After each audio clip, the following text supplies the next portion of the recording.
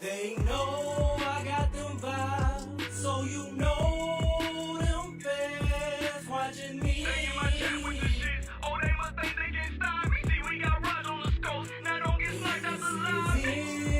Is not on me now. Tell me what do you see? We send the vibes to the nation. LIB and our blood. We got with this shit. Just think it came See, it's 99% cap, 1% gameplay, 100% vibe. Don't bring that bullshit my way. Try your luck, go against the vibe. Where you fuck, you gon' think I'm Mike Grable the way I make them tighten up. You'll be lucky if you even score. You should read more, though I choose to live in peace. You should know I bleed war. I'm a recon man, one of the best in the sport. I keep a drone on my hip, I let it out to explore. They say the ops on the way.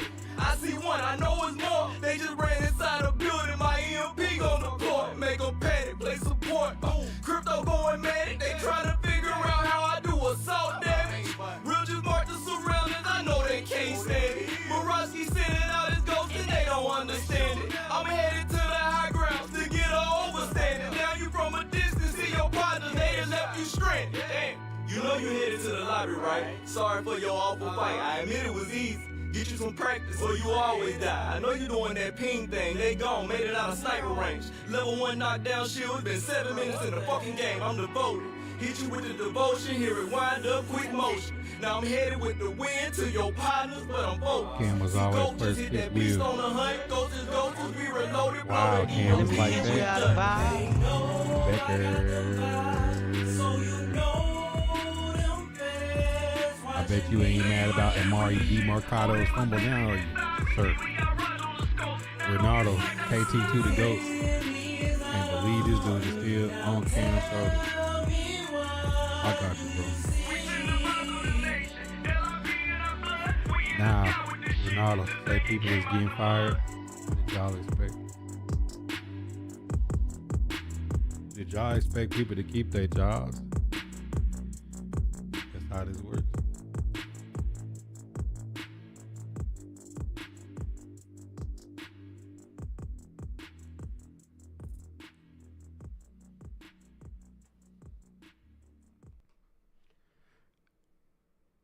Y'all do me a favor, man. God first in the chat, man. Y'all know how we getting started.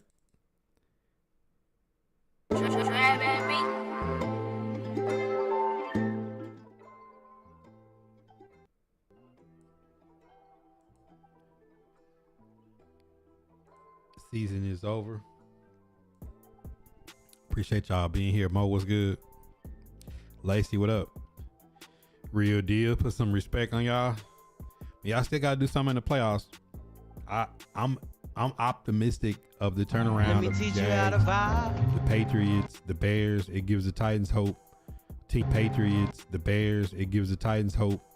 Teams last year, they had young teams. They got new coaches. They turned around in 1 year. But I really hope the Jags get beat. I hope their quarterback get hit late, diving into the end zone. Nah, I'm just teasing, man. Hey, look. I don't want nobody to get hurt. Tyler Sage, what up? They said Cam needs offensive coordinator, receivers, and a coach. We better get into all that. Let me teach you how to vibe. Raheem Morris got fired after 2 seasons with 16 wins, while Jonathan Gannon is getting the 4th year.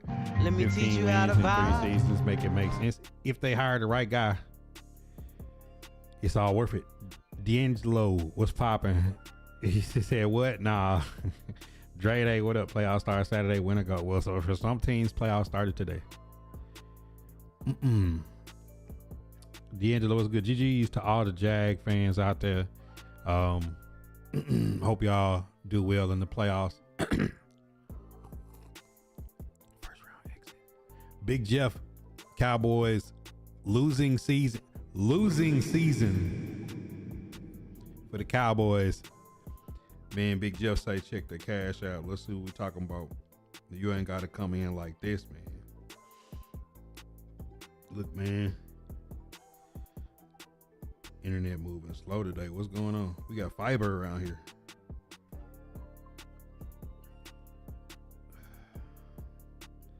I need to just take the Wi-Fi off and this thing moving slow. Let me take the Wi-Fi off my phone, bro. What's going on? I got fiber in here. I'm standing right next to the router. Then we gonna get in today's shop talk. I know this is a slow entry, but when somebody don't on out the gate, man, we gotta show love. Bro, what is going on with Cashapp, bro? Like, Cashapp is like not even popping up. There we go. $10 direct.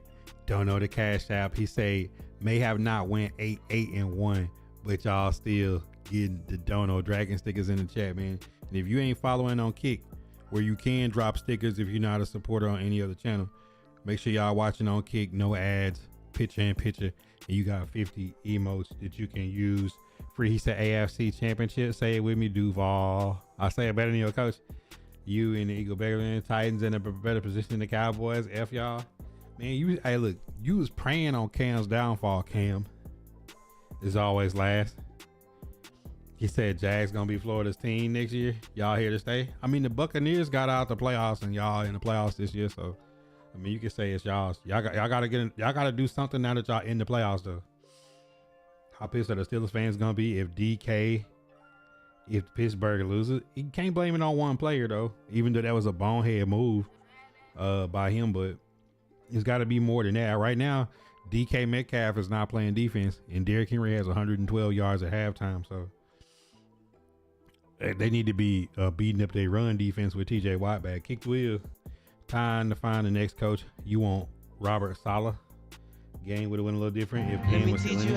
I mean, honestly, I just wish he didn't get hurt. I didn't care about the win or the loss. I think the Raiders are absolutely stupid. I'm teasing. The Raiders still got the #1 pick. I think they beat the Chiefs and still got the #1 pick. It's a win-win for them. Giants won today and cost themselves a few draft positions, but you got a young team. Take the dub over the Cowgirls. Becker, tighten up, Stevie. Let me teach you how to vibe. He said shot by Blue 10. Oh shit. Here we go Hey again. man, we look.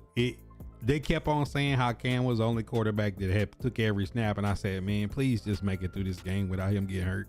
And then lo and behold, he fly down the field, score extra quick on the Jaguars, and then get hurt because of a dirty hit. That was a dirty hit. I mean, he literally was in the end zone. He went and fell on top of him and spiked him with his helmet. But you know, it's all good. Azeez Al-Shaair knocked that teeth quarterback in the dirt last year, so maybe it's maybe they got what they needed to get. Corey Mack, he said, does Cam have to get the same procedure? It's an AC3, so we'll see. They say that worst case scenario, he's out 6 months and he misses the summertime workouts, far as like growing, but he'll be good by season start. So they're not sure yet. We gonna keep our prayers up that Cam Ward has just sprained it, and maybe that they was just given a extra precautionary measure to shut him down. But enough about all that, man. Let's get into the regular spiel. If everybody watching on Facebook, like, comment, share, tap into the daily content. Been doing it for a long time. Let me teach you how to if you're vibe. watching on the purple, Amazon Prime, use your Amazon Prime sub. Free once a month. If you don't use it on me, use it on another content creator. You got picture in picture. You watching on YouTube, daily podcast is on YouTube. So if you missed the podcast, you missed the shop talk, you can always tap in on YouTube. In the mornings, and I have the shop talks broken down on there. And if you not watching on any of those, you should be watching on Kick. No ads, picture in picture. You can use 50 emotes free. You don't have to be a financial supporter to the channel to use the stickers and emotes, and we got 50 of them up on there. All you gotta do is be a follower to the channel. Tap in this year. I got some new ideas. I got some new things that I'm gonna be bringing in to the channel. I had to take some time to really think about what I want to do with it, but listen, man, season finale, week 18, Jacksonville Jaguars are the AFC South champions. You hate that Cam Ward gets hurt. I didn't care about like winning the game. I wanted to make through the season without getting killed, and it's unfortunate he got knocked out of the final game. Mike McCoy gave his post-game speech. Look, we appreciate Mike for all the positivity and hard work he did, but it's on to the coaching search 1, draft 2, free agent 3.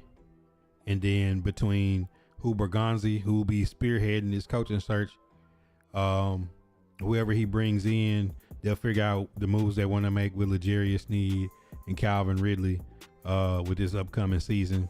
Because Chig had his farewell tweet. Chig Okonkwo, Tennessee Titans tight end, drafted last pick of the 4th round, has led us in receiving this year. And over the course of the time that Chig Okonkwo has been in Nashville, nobody has been more productive as a pass catcher than Chig. Probably in his time of active players, receptions, yard after catch, and receiving yards. Chig Okonkwo hasn't missed a game and has played pretty much every game in his Tennessee Titan career. A true Iron Man. He said, "Thank you for Tennessee for allowing me to live out my childhood dreams. Playing in the NFL, representing the Titans for the past 4 years has been an unbelievable privilege that I would never take for granted. Thank you, Lord, for keeping me safe and allowing me to play every game these past 4 years." Psalms 91. Love you, Nashville. Now, question will be, will he remain a Tennessee Titan? When you see a tweet like that, that might let you know that a very productive player who hasn't missed a game Let me in his teach you NFL how to career vibe. might go chase the bag this offseason. I remember the last time the Titans was in a similar position with a move tight end named Jonnu Smith, who y'all watching tonight. Titans legend. Got $12 million a year, a 4-year, $48 million deal. The same time that Derrick Henry got his deal in Nashville. So from that tweet, it might let you know that Chig Okonkwo might have played his last game in Nashville, and we thank him. Let me teach you how to vibe. Now, I know it's a lot of people that disagree in my comments, but coach, draft, free agency. Listen, Tennessee Titans is not a winning team right now. You can't expect that any of these free agents that y'all are watching in these primetime games who have money due to them this upcoming off season will have Tennessee Titans picked as their first team.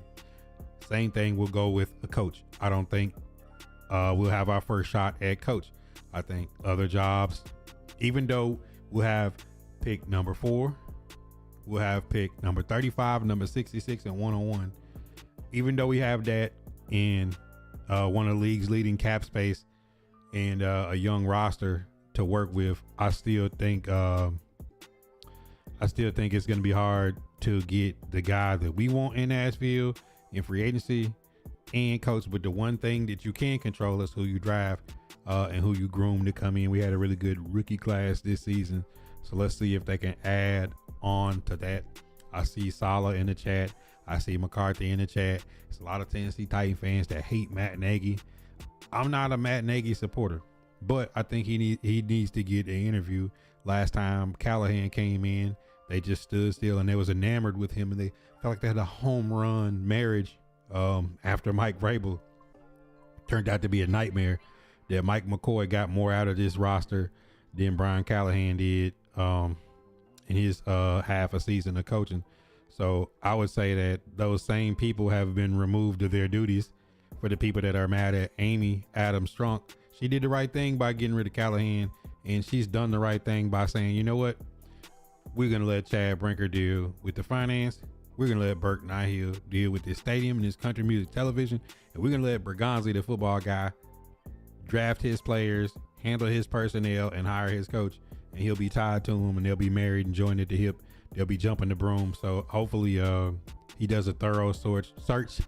There's Mentor, there's Kubiak. I don't know how you didn't watch Kubiak and what they did with the offense in Seattle this year and not give him an opportunity. Of course, you're going to have your defensive guys, Flores and Sala.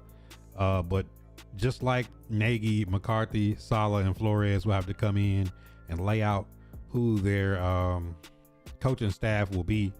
Regardless of whatever you do, you cannot let the person you hire bring an inexperienced coaching staff in. I think that's the main thing when you look around. You really got to have an experienced coaching staff to help turn this team around. He said bring Gruden in. Gruden been out the game too long. I don't think that's realistic. Who had the best rookie class? Don't matter. Season's over. I don't care about everybody else. I'm just glad that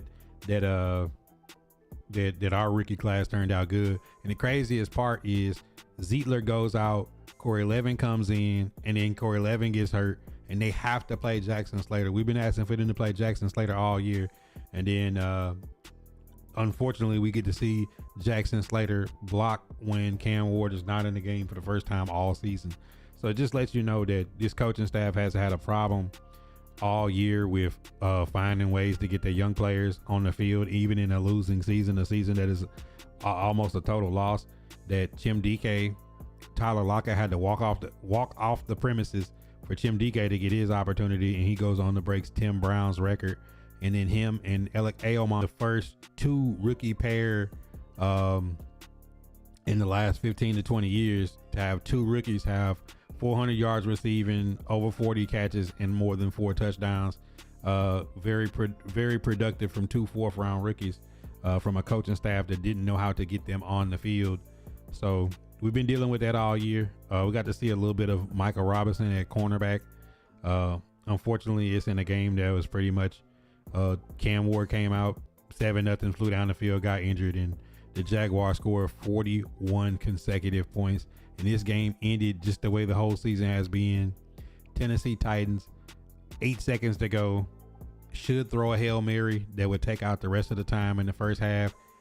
They opt not to kick it, opt not to punt it. They go for a Hail Mary and throw a short pass, incomplete. And the Jaguars kick right from that same spot for a 68-yard field goal.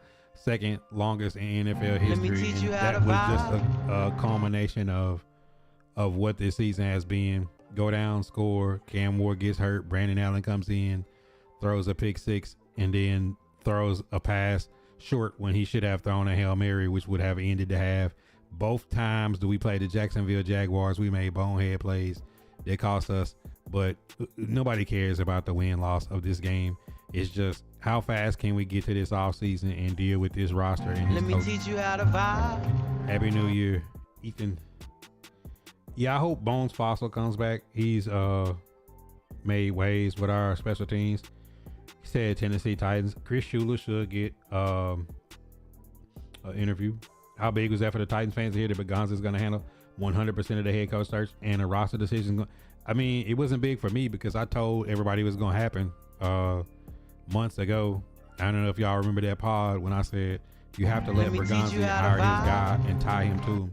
It's been too many times where it's GM, head coach, GM, head coach. You can't keep continuing the cycle. Just let them come in together and let them leave together. Makes it easy. He said 6-7. I'm tired of that. That's some gang stuff anyways. Ravens, Joe in the building. Yeah, we need the Ravens to win.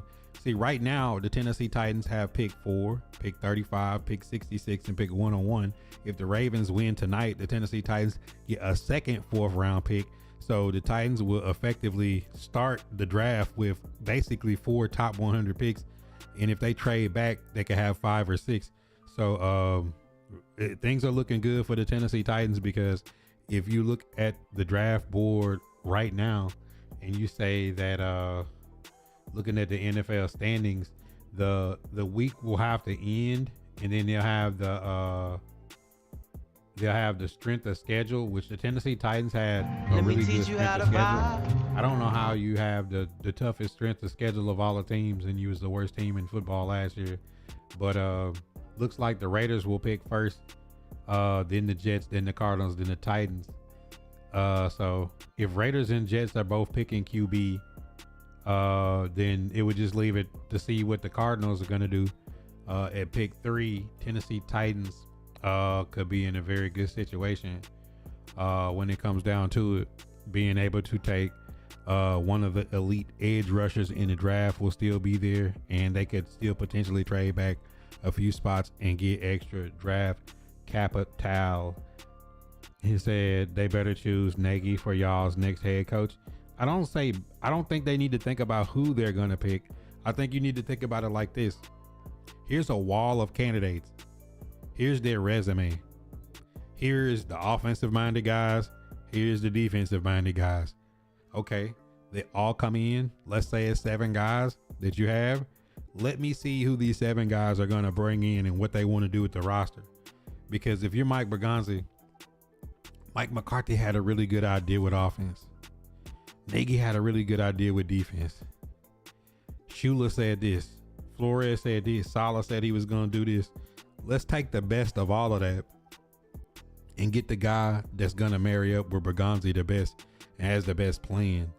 Because take the names away. Mike McDonald, Ben Johnson, Leah Cohen, Mike Vrabel have flipped teams. You look at Sean Payton on the Broncos, people that came in and took teams and overnight they was in the playoffs. I'm not expecting that, but I'm saying that somebody who comes in with the right plan, just because somebody has experience don't mean they're going to have the best game plan for coaches. And just because somebody hasn't and it didn't work out with Callahan, the problem with Callahan is he's the young, hot offensive coordinator, the same way that some of these guys that we would be interviewing would be, but he had a bad plan for who you're going to bring in. You got a first time special teams, defensive and offensive coordinators, and you put yourself into a bind, especially when your offensive line is struggling and the offensive line coach is your dad. When your offense is struggling and your offensive coordinator is your best friend, sometimes you have a conflict of interest. So whoever these guys decide has the best plan for what they want to do with the team, who marries well the best with Bergonzi, and who has the best staff that they can assemble. Nick Saban is the king of staffs. Bill Belichick was the king of staffs. The NFL is littered with Bill Belichick disciples. The college football playoffs is littered with Nick Saban disciples. Who can put the best coaching staff together is ultimately the person that you want to hire, who has the best plan. B. Walker, what it do, player? He said we need Jeremiah Love, Notre Dame running back. Titans need to go back to running the football. I mean, if you think about it, they did. The last 2 months of football, Titans was top 5 in running. Every year that Tony Pollard's been here, like they just committed to running the ball down the stretch. I don't know why with Callahan in the beginning of the season, they didn't commit to running the football the first half of the season. Even with Cushenberry out, even when they had Levin in or Zietler out, it didn't matter. Even when they played musical chairs, when they decided to run the ball, they ran the ball. They just didn't do it. It was just stretches of the year where they just ran orbit motion reverse plays instead of just running the ball. I think the Titans have too many holes to take Jeremiah Love. He would be probably a top 10 pick, top 15 at the worst. If the Titans are picking 4th, I just don't know how you spend a 4th overall pick on Jeremiah Love, knowing that you have to address edge, knowing that we played 17 different defensive backs this season. I mean, we ended the season with Sanusi Kane, Eric Hallett, Micah Robinson, Kairi Lom, Darrell Baker Jr., Jarek Reed, bro. Do you know any of these players, bro? We went through 17 defensive backs. I just don't see how if you're looking at edge, wide receiver, and cornerback, you skip over one of those for a running back. And Tony Pollard is gonna get $7 million. He's on his last year next year. 81st pick in the draft. Tajay Spears is coming back. Khalil Mullins is coming back. I say you do what the Bears and the Chiefs did. Pacheco, Kyle Monangai, very productive backs that was drafted in the late rounds. I think you take another shot like that. Raleek Brown, Henry out of Texas San Antonio, Nick Singleton out of Penn State. It's going to be some good backs late in the draft. I would rather go that route than burn a pick that we could either trade back. Now, if you telling me, let's say the Dallas Cowboys gave up pick 12 and pick 27, and we and one of those first round picks was edge running back. Let's say you had Jeremiah Love and David Bailey out of Texas Tech. That sounds different, but I don't think it's going to be realistic. I think you come into the draft and You have one of the top edges, whether it's Ruben Bain, Keldrick Falk, Arvell Reese. You got one of those guys sitting there at 4 with the Raiders and the Jets picking QBs. I don't know how the Tennessee Titans, if they stick and pick at 4, don't pick edge. I think a wide receiver would be a reach. There's no Tetroa McMillan in the top. Let me teach you how There's to no vibe. Travis Hunter coming out. Jordan Tyson could be nice, but he's got an injury history. Tennessee Titans have a bad history with Caleb Farley and some of those guys they took with injury histories at the top of the draft. I just don't see it. Bill was good. 2026 opponents. I don't care who we play. It can't be harder than this year. This year we had one of the toughest schedules in the NFL, so I don't care who we play. I worry about the coach, the draft, and free agency in that order. It's a lot of Titan fans that are saying that we need to take free agents at the top of the draft. No. First and foremost, Tennessee Titans get free agents. They're coming off of gambling suspensions. They're dealing with legal issues like alleged drive-by shootings and coming off major injuries. Our free agents need to be Xavier Woods, Sebastian Joseph Days. They need to be solid players that come in and contribute. They need to be the Jahad Wards, the Draymond Jones. Those are the type of guys we need. But we need some of those at corner, at wide receiver, and at edge badly. In the draft, we need to address those same positions. We need to double down. I just don't see a top elite free agent coming to Nashville. There's just no way. I just don't see it. He said Cardinals probably wants a quarterback too, but they got to deal with Kyler Murray first. So, if you the Arizona Cardinals and you got to deal with Kyler Murray first, unless you're trading Kyler Murray to a team that gives you a draft pick or to one of those two teams, I don't see the Raiders trading for Kyler Murray. I don't see the Jets trading for him either. So, the Cardinals first have to trade Kyler Murray before they go QB because he's still eating up a lot of cap. Let me teach you how to vibe. Ruben is the guy. I wonder who, with 2 first-round picks, would trade up for him, or Arvell Reese. Jets got a draft for QB. I think they definitely do. Jets have 2 first, and they're gonna be picking like right up there. So Jets are gonna be able to load up if they really want to. Jeremiah Smith was good. Makai Lemon. I mean, I like Makai Lemon, but I'm not picking him 4th. See, that's what I mean. Like, if the Titans stick and pick at 4, like, there's no way I'm picking any of those receivers at 4. If Jeremiah Smith came out this draft, I'm picking him at 4. I'm not picking Carnell Tate at 4. You see what I'm saying? Like, he got to be a generational talent for you to be picking a wide receiver top 5. We did that with Corey Davis. I'm not interested. If we trade back, but then again, like, if you told me you had Makai Lemon, Casey Concepcion, and Zachariah Branch standing next to each other, like, am I burning a number 4 pick overall for Makai Lemon over Concepcion or Zachariah Branch, who I could get at the late 1st, 2nd, or 3rd? I just don't see that because he's a twitch guy. I need Cam Ward to get a dunker. Now, if you telling me there's a 6'4", 6'5" Mike Evans to throw a McMillan, we taking top 5. Okay. If we not getting somebody that's finna go up, Randy Mawson at 6'5", running a 4.3 40 or something, I'm good. Like, I'm straight on that. Alleged drive-bys, Jarius. You gotta make sure you say alleged. Can't, because L'Jarius Sneed could be exonerated of all charges. Jordan Tyson would be nice as long as we trade back. But neck to neck out of all the wide receivers, Tyson is who I'm shooting for over Carnell Tate. 50-50 contested ball. I'm taking Tyson all day. But this is the thing though, getting and picking, you're not picking either one. If you trade back and you get multiple picks, if I trade back to 10, I'm still not saying I'd rather have let's say they traded back with the Cowboys and they got the Cowboys 2 first rounds, right? And you picking 12. Give me the best corner in the draft. You know what I'm saying? Like, give me the best shutdown corner in the draft, and I'll pick a wide receiver in the 2nd or 3rd. You see what I'm saying? Like, because it's going to be hard for you to try to get Alontae Taylor or Tariq Woolen to come to Nashville to be cornerback. So if you're not able to pull one of those guys in free agency, you got to draft your guys. So, you know, if you telling me that if you traded back and you got an extra second or third, and you traded back and took the best corner in the draft, and then in the third or fourth you got like a Dalen Everett or somebody like that, Keontae Scott, you got one of them later, and then you just took some veterans.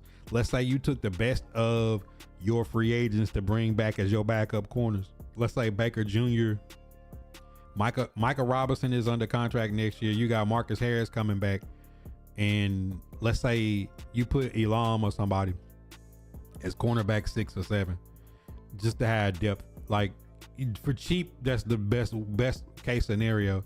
I don't see a cornerback who's gonna get a big time contract leaving their team to come play for the Titans. I just don't.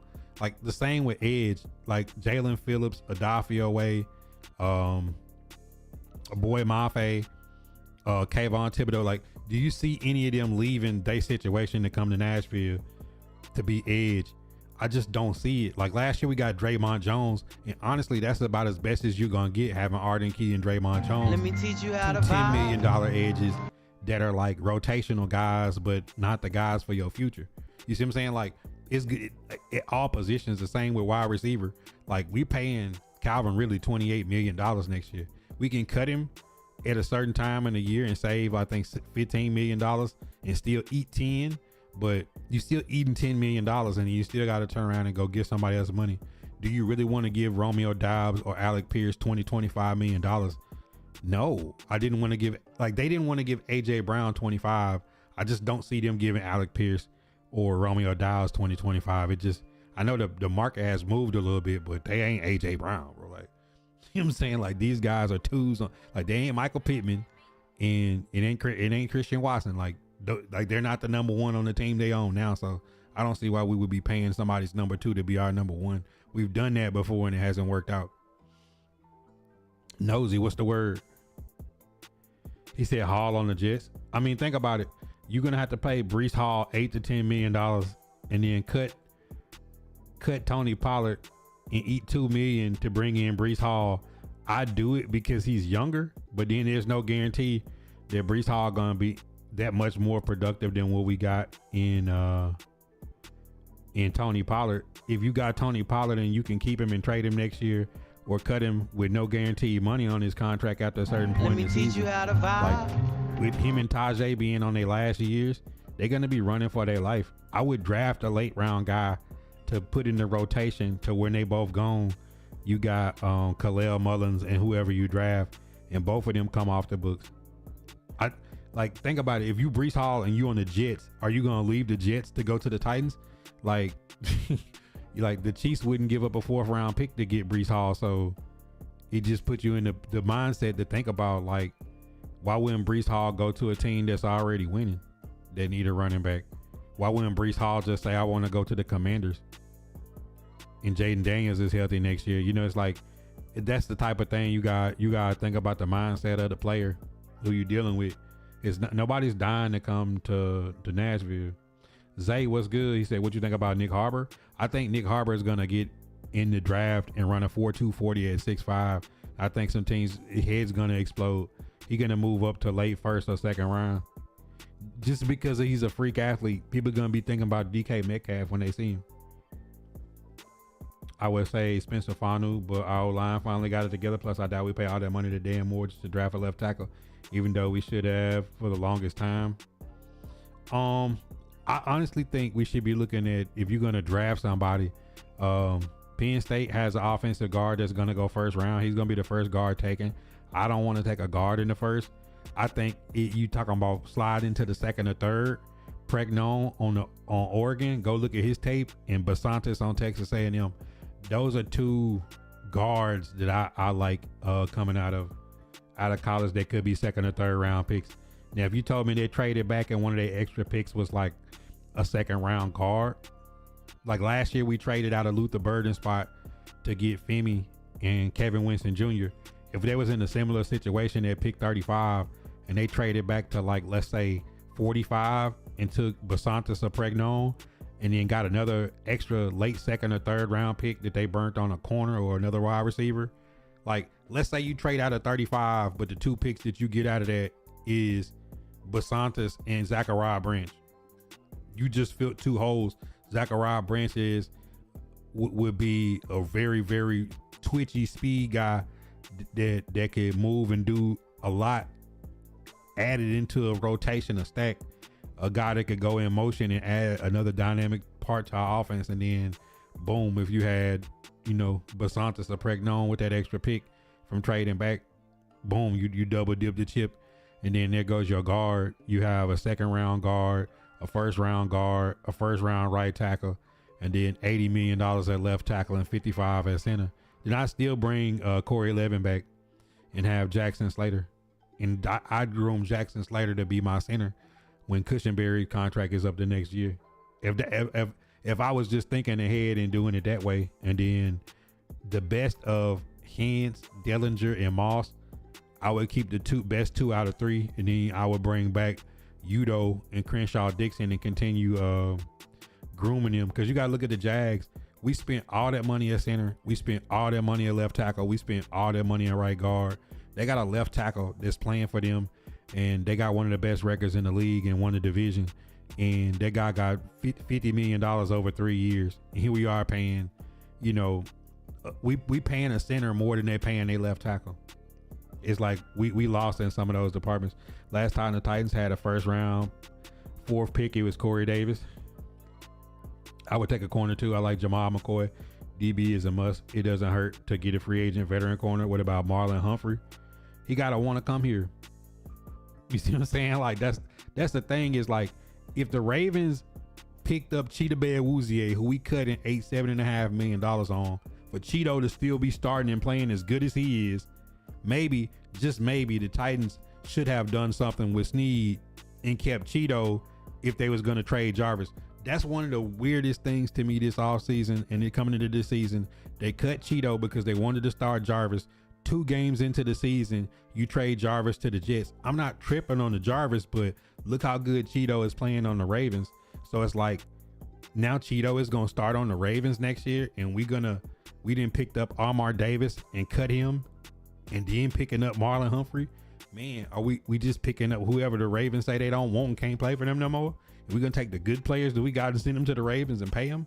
The Ravens only paying like less than $2 million for Cheeto this year because the Tennessee Titans is still paying the bill. Like, some stuff just don't make sense. Biggest game of the year is on right now. I wouldn't say biggest game of the year. This is a big game. And I hope the Ravens win so we get an extra 4th round pick. Nah, what's good? It's Branch. Zachariah Branch is coming out. I think he'll be out. I think he'll be a top 100 pick. I mean, when people see what he run, like, bro, Makai Lemon, Casey Concepcion, and Zachariah Branch next to each other is no difference in them to me. Like, people will get high off them other 2, but I mean, me personally, I think those guys are your Amon-Ra St. Brown, Zay Flowers type of dude. You know what I'm saying? Like, I think all 3 of them is good. I still think Femi needs to come back and develop at the edge role. That's why I'd rather get a linebacker or DB. Defensively, but that's only one person though, Kong. Like, think about it. Arden Key is up. Draymond Jones is on the Ravens. So we got Truman Jones, Jalen Harrell coming back next year under contract. Titans need dogs at edge. Like, not on, like, for one, I don't think Adafio Way, Boy Mafe, Kayvon Thibodeau, or Jalen Phillips is like the 4 big names at edge. Kayvon Chase, I don't think any of them come to Tennessee. So if you saying that, you probably bringing back Jahad Ward with Jalen Harrell. He's still a young player. Truman Jones is under contract next year. If you bring Femi back and let him develop, you still gotta have somebody in this draft in the 1st or 2nd round at edge, unless you feel so good in Zion Young or Dennis Sutton out of Penn State that you taking a guy like right around 100 and he could be like how Max Crosby was a 4th round pick that developed into who he is. But Titans need some, like, 2 good start. Like if you draft somebody as high as you drafted Femi and another guy, let's say it was Ruben Bain or TJ Parker or Keldrick Falk or Arvell Reese and put him opposite of that and then built more depth in free agency, like then I feel better. But I just can't sit here and think like we just gonna roll out there with Femi, Truman Jones, T Sweat and Big Jeff next year and watch Big Jeff get double teamed all game. I need people that can scream if you're gonna double team Big Jeff, the two edges need to just scream. Ravens looking rough right now.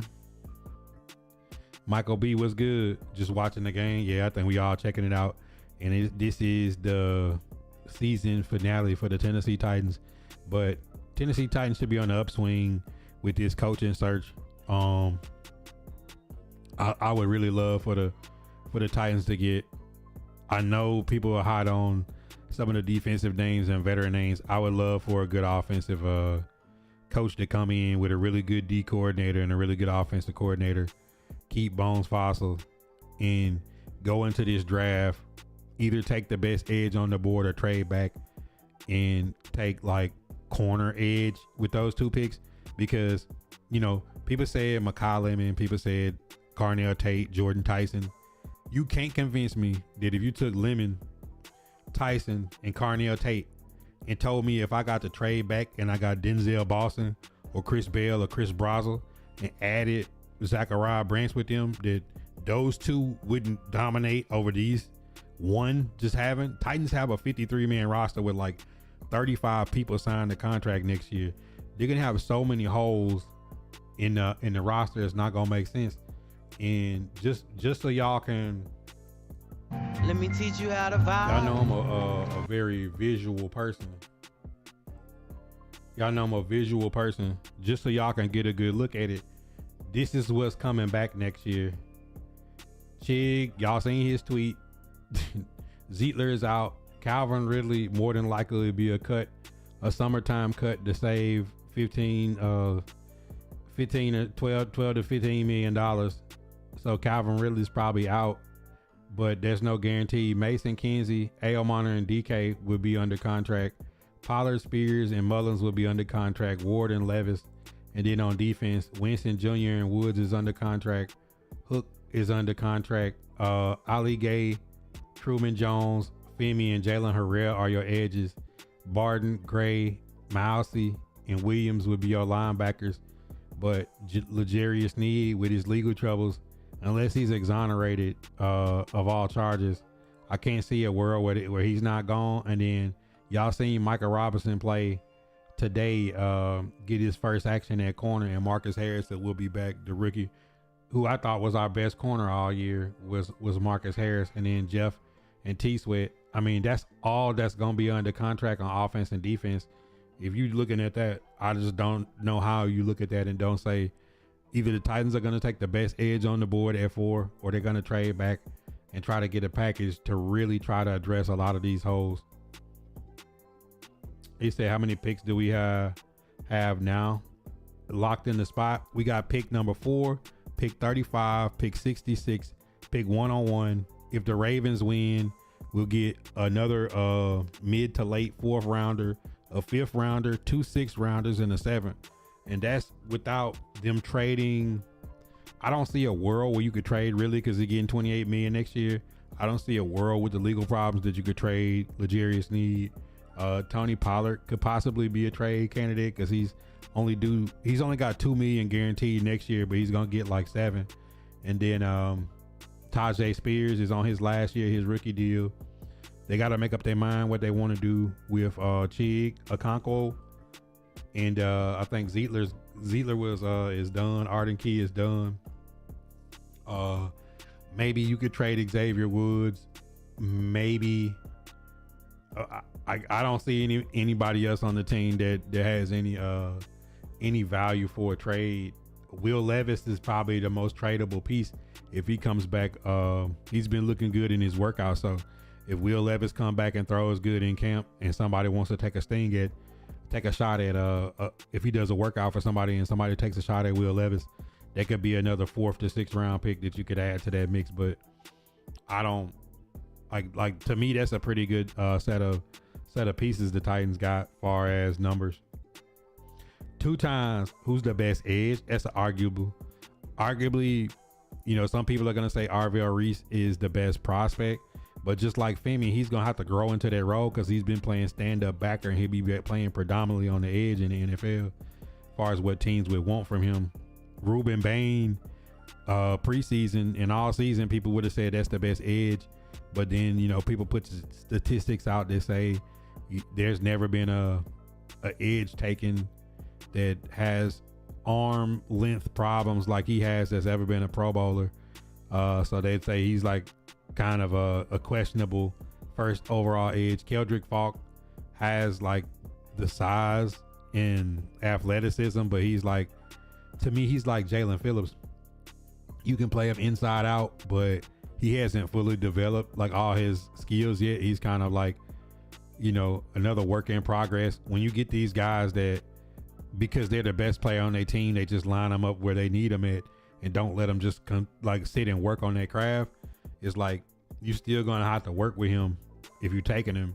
Then people like David Bailey, people like TJ Parker. It's some guys that'll be in that conversation, but the first 2 names drafted off of people's names would be Ruben Bain and Arvell Reese. But then you got to think, who is the coach? When they hired the coach, he's got a defensive coordinator. If it's not Denard Wilson, which I don't expect it to be Denard Wilson, that person may have a particular type of edge rusher that he wants. They said Will Levis. Yeah, Will Levis will come back. He will be quarterback 2. He's going through his training. I don't know if y'all follow him on Instagram, but he just now recently started throwing. So, and like getting into where he be working himself. So like, probably springtime, you'll see some videos of him throwing the football in a facility or something like that. And if he comes back healthy, somebody will take a shot at him. I mean, look at some of the QBs that started. Chris Aludikin, Max Brosmer, like some of these guys, Riley Leonard, bro. Like you see the QBs, Phillip Rivers coming off the bench, Granddaddy Rivers come out. Like, bro, it's some people that'll burn a 4th or 5th round pick for Will Levis. He's probably go to Arizona or be back up somewhere. I mean, look at Malik Willis. Malik Willis is a bargaining chip for Will Levis to say, yo, look what the other Titan quarterback did that was drafted later than me that I beat out when he got with a team that developed him. So as good as Malik Willis played, that bodes well for Will Levis to say if he goes to a better situation that he'll be fine. I mean, physically he has all the tools, and we can obviously say it may not have been Will Levis that was the problem. It might have been a Brian Callahan problem, because Mike McCoy and Bo Hardigree got more from Cam Ward than Brian Callahan did. So he said, who are the blue chip set and start draftees? You had to look at the board. It just depends on the team.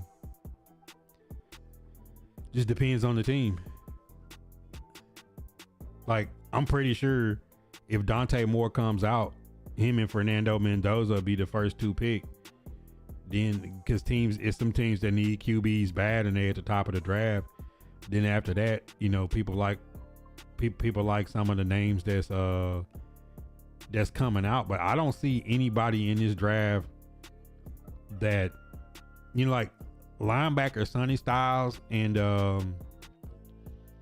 it's one more, I can't think of his name just off the top of my head. It's a couple guys that Caleb Downs, where he go, you could just put him in and he gonna go. So, but I think your team is built 2nd, 3rd, 4th, 5th. Those are the players that wind up making impacts. Look at the good teams around the league. You look at who they picked that 2nd round, 3rd round, 4th round, 5th round, makes up more of the roster than, people just relying on getting a 1st round draft pick to save their life. Who you pick in those other rounds matter.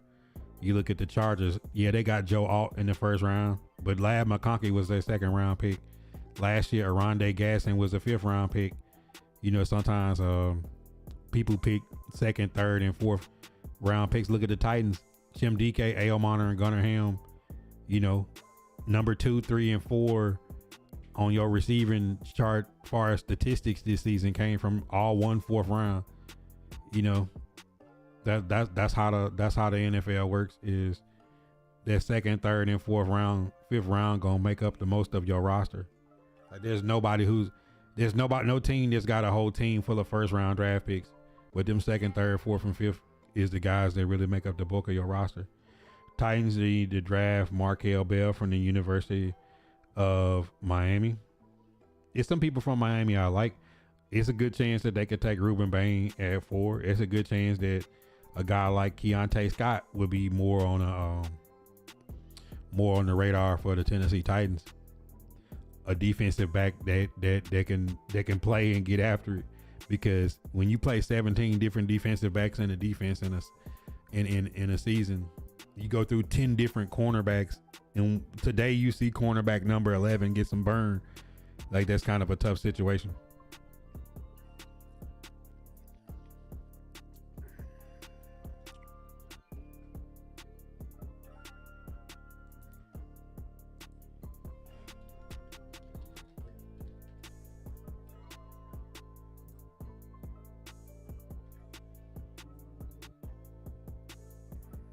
He said Markel Bell, offensive lineman. Is he a tackle or a guard? Is he gonna be lit? Because he's 6'9", 340. Is he listed as a tackle or a guard?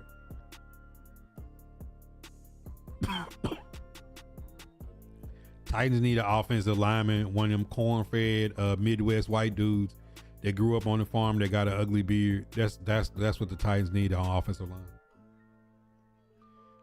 I don't think that. I mean, if he falls in like the third round or something, I'm fine with them taking a tackle. I just don't think they can afford to burn their draft capital on offensive tackle right now. Bo calling the quarterback run on first and goal, got a boy hurt. And I mean, like, it was a run pass option. He chose to run it. He got hit late. The guy spiked him when he was already on the ground. I mean, it's football. So if he ran. I'd much rather him run and get hit and get a freak accident like that than drop back and he's getting hit because the offensive lineman is whiffing like early in the season and he's getting hit from the blind side on a sack. Stuff happens. I mean, look at Patrick Mahomes. Patrick Mahomes got injured throwing the ball away on the sideline on just a fluke falling with the guy how he got rolled up on. Stuff happens, bro. All season people been begging Cam needs to run more. I'm like, then he does run and he runs a touchdown and gets hit and it's just a freak hit. Like, things happen. It's football. He'll be back next season to start. If the Titans wanted to keep Chig, they probably have to overpay. I don't know about overpay. I looked at Isaiah Likely is going to be on the market. Kyle Pitts is going to be on the market. So you got to think, if Kyle Pitts and Isaiah Likely get around $10 million a year, Chig could put the fillers out there and nobody want to spend that type of money on a move tight end. But I thought the Titans should have tried to give him an early extension. That way they could have gave him something team friendly with some guaranteed. Like, if you gave him like a 3-year, let's say you gave him like three years, 20 million halfway through the season and extended him and gave him a signing bonus and had like most of his guaranteed money up front, like $7 million year one, and then broke it down the next 2 years where halfway through next season you can move him and it wouldn't hurt you. Like that type of situation, because we got so many roster holes. You go through a 4-year window where you miss on like 90% of the people you draft, you missed on outside of this season. And you gotta say like Skoronski, Chig, Cedric. I wouldn't put like the Cedric Gray, Jarvis, T Sweat draft class. I'm saying things before that. Before that, you had a 4-year window where like nothing hit. So 20, 21, 22, like almost none of those draft picks hit. So it's like you do get a guy that hasn't missed a game in 4 years. Like, what does that mean to you when you build in your locker room? Because Gunnar Helm didn't play today. Let's say there's no Chig, David, Martin, Robinson, and Cole. Like, you still gonna have to get another veteran and sign and draft one. If you let Chig go, you got to start thinking about fifth or sixth round. You're gonna have to draft another tight end. At the end of the day, like, they got a lot of money. They could do something to keep Chig. But if it get up to like the $10 million mark, you gotta let him walk. Because you remember Jeff Swaim and Austin Hooper at one point was getting $10 million combined. That still was a lot for Austin Hooper and Jeff Swaim. So, you know, you gotta look at it like Gunnar Helm is tight end one. You need to move tight end. If you let Chig walk, you're gonna have to sign one or draft one. Titans don't run fullbacks, so they're gonna have four tight ends pretty much in the mix. At least 3 sign on active roster. So I don't know. He said, "Am I a barber?" No. I cut my own hair, but I ain't no barber. Brandon Allen is horrible. Then when I said the other day, what was everybody saying? No, it's like, bro, what can Brandon Allen teach Cam Ward? What could Tim Boyle teach? And then somebody like, well, we got Trevor Siemian on the what can Trevor Siemian, Brandon Allen, or Tim Boyle teach Cam Ward? Absolutely nothing. So that's why I say let Will Levis come back and get some reps in the offseason, this upcoming season, trade him, and then sign. You need a Jameis Winston. You need if Marcus Mariota leaves the Commanders next season, the Tennessee Titans need to do everything on earth to get Marcus Mariota as the backup QB in Nashville, somebody that Cam can learn from, and somebody that's capable if something happens. That would be a swan song. If the Titans draft Jeremiah Love with the 4th pick, I'd say I'd go check Berganza's temperature. Ask him what the hell is he doing. I love Jeremiah Love, but there's no way you take him with the 4th pick. If the Tennessee Titans was to trade back and get like the Jets ain't doing it, but I'm saying like Browns, Jets, Cowboys, and Rams all have 2 first-round picks. If one of those teams wanted to give Titans those 2 first-round picks for number 4, the Tennessee Titans should do that. And if one of those late-round picks was Jeremiah Love, I'd be fine. But if the Tennessee Titans burn the number 4 pick on a running back when they've played 17 different players at defensive back, and effectively next season when the season starts, it's going to be Femi Oladejo, Ali Gay, Jalen Harrell, and Truman Jones at edge. I would lose my mind if they drafted a running back with that many holes in the roster that need to be addressed. When Tony Pollard is coming back next year, Tajay Spears is coming back next year, Khalil Mullins will be healthy to come back next year, and they can still draft a late round running back. I would rather them go after a Breece Hall or K9 or somebody or Algiers in the offseason and spend a little money in free agency. If you didn't like Tony Pollard, Tajay, and Khalil Mullins, like if you wanted to go running back, I'd much rather them do that than burn that high of a draft pick when we can either draft a dog at edge to go opposite of Femi next year, or we could trade back and get multiple picks. I don't even want them to take a wide receiver at 4. I don't want them to take a corner at 4. I don't think there's a corner or wide receiver or a running back good enough to take at 4. I just don't. He said there would be a story if Mariota can't bring Henry and Bayer back. One, Bayer is not leaving the Chicago Bears. He's at the top of the league in interceptions. They're in the playoffs. They won their division. He's not leaving the Bears to come back to the team that said he was overpaid. And just imagine Kevin Byard. We traded Kevin Byard for Edmonds, who we cut, and then the picks turned out to be Jaquan Jackson and Jarvis Brownlee. We cut Jaquan Jackson and Jarvis Brownlee. We traded week 3 to the Jets. So the 6th round pick is all that we have left for the Kevin Byard trade. Depending on what they do with that extra 6th round pick from that trade, we'll know. So like, imagine, no, there's no chance that Kevin Byard come back. I would love for Derrick Henry to come back, but I just don't see a world where he wants to. He said Bergonzi means, yeah, I mean, Bergonzi seems a little too smart than to burn the number 4 pick on a running back. He said bang the pain. But then again, you might get to the Senior Bowl, you might get the combine, and there might be, like, think about how everybody was on Abdul Carter last year. And then James Pierce Jr. ran a 4.4 in the combine and led the rookies in sacks this season on Atlanta. Almost double-digit sacks.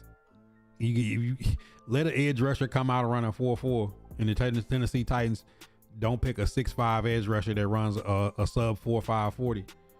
Then I'd be mad. You know what I'm saying? Like, you got to let the combine and Senior Bowl go and have the workouts, because some people are going to get injured, some people are going to get arrested, some people are going to go back to school. You just really need to let it play out. They need to get as much draft capital as possible and take best player available. He said if Derrick came back after winning the Super Bowl, you'd take it. Listen, man, I hate to be the bearer of bad news, but some of y'all be living in a pipe dream. The Tennessee Titans have to get good again. You know, when we was good, Julio Jones want to come play. When we was good free agents want to come. But the way we sit now, bro, Alontae Taylor, who? Tariq Williams, Titans, George Pickens, man, get off my phone, man. Stop playing. Like, bro, good free agents is not coming to Nashville. And people start talking about money, man. When you say somebody gonna get $100 million in 4 years from the Titans, or they're gonna get $80 million in 4 years from the Chiefs, they're going to the Chiefs, bro. I'm sorry. That extra $5 million a year ain't gonna suffice for them. He said, who do I want them to draft? Best player available. I want them to go through the same way with the coaching, the same way with free agent, the same way with draft. I want them to sit there at number 4 and say, the Raiders took Moore, the Jets took Mendoza, the Cardinals took such and such. Let's see who on the phone. Dallas say they got 2 first. Cleveland say they got 2 first. Okay, let's take them. Let's trade back. Boom, you got 2 first. With that next, oh man, Keldrick Falk fell down to 9, and we traded back. Give me the edge rusher. Boom. That we didn't think we'd be at the end of the first round. We could pick the best offensive guard in the draft, or pick the second best corner in the draft, or we could take Denzel Boston right here. You know what I'm saying? Like, I'd rather do that. Then when we get to pick 35, hey, listen, somebody on the phone, they say they're gonna give us pick 40 and pick 65 for pick 35. Let's trade back again. We get into the 3rd round. We pick 66. Hey, they want us to go back to 70. They're gonna give us pick 119 and pick 76. Let's drop back and take an offensive guard. Boom, we got that extra pick. We picked up Zachariah Branch, Dalen Everett, Keontae Scott. You know what I'm saying? We added some goons with these extra picks. Then you get into having 2 4th round picks, a 5th and 2 6th. Like, in day 3, you're gonna be able to have the first pick in day 3, plus the Ravens 4th, a 5th, and then 2 6th. Like, the Titans really couldn't get right. You know what I'm saying? Like, just off the draft alone, like, they could pick 10 or 11 spots and have really good players, and then go to free agency and say, we ain't dying to have 2 corners. Let's just go after one really good one. We ain't dying to get this edge rusher. Let's take one. We took a 1st round edge rusher. Let's get this guy right here. We'll bring Jahad Ward back and add this guy. Let's go get us a D tackle now. We can add a pretty decent D tackle somebody can't afford. Or here's the other side. there's Trey Hendrickson out there. You could go throw some money at him and then go trade back and go cornerback, wide receiver with your first 2 picks. Or there's a situation where, hey man, we could trade a future second and our extra 6th round pick and get Max Crosby and pay him. Now we got a whole different thought, but it's like, then Max Crosby got to want to come to Nashville. Trey Henderson got to want to come to Nashville. Kayvon Thibodeau, Jalen Phillips. Like, see, that's the whole thing about being a sorry team right now. We paying a bad team tax. The guys got to believe in it. So you got to hire the right coach. If you got the right coach, I think you could get some of those guys. But if you don't have the right coach, like, you can't get some of them guys to come in. Danico Autry was good, but Danico Autry is old. Is Cliff Kingsbury a good hire for OC? I don't know if I want Cliff Kingsbury to be head coach, especially not in Nashville. Breon, what up? I mean, 2019, 2020, 2020, 2021. And then people got to think, even in 22, as bad as stuff happened, at one point we were 7-3 and Todd Downing got a DUI and we didn't win another game. The Josh Dobbs incomplete pass that turned into a fumble got the Jaguars the division, and then they beat the Chargers. They, like, people forget about, if that was an incomplete pass, the Tennessee Titans win the division again. But, you know, people just remember the last year with all those injuries with Vrabel walking out at the end of the season, the 2 years of Brian Callahan and Mike McCoy being god awful. We've been the worst team in the league with them, with Brian Callahan at head coach. You know, so it's like two bad years erased that the Tennessee Titans have been to the AFC Championship, and been had the number 1 seed within the last like 3 years. But shit happens. You are what your record say you is. They said y'all need a lot. But I mean, think about it. Last year, the Bears, the Patriots, and the Jags needed a lot, right? The Patriots and the Jags picked top 5 with us. The Jags had the number 2 pick in the draft last year after trading up from 5. The Patriots picked Will Campbell in the top 5. Like, so you gotta think, like, the Bears didn't have no good record last year. The Broncos, before they got Sean Payton, 1 year they was in the playoffs. You just need the right coach. You just need the right coach and the right draft, the right free agency, and you good. The Titans are at the top of the league in draft capital. They're in the top of the league in free agency.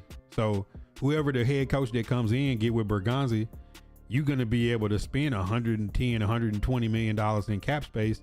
And then you're going to turn around and pick 5 times in the top 100, and then probably 10 or 11 times overall.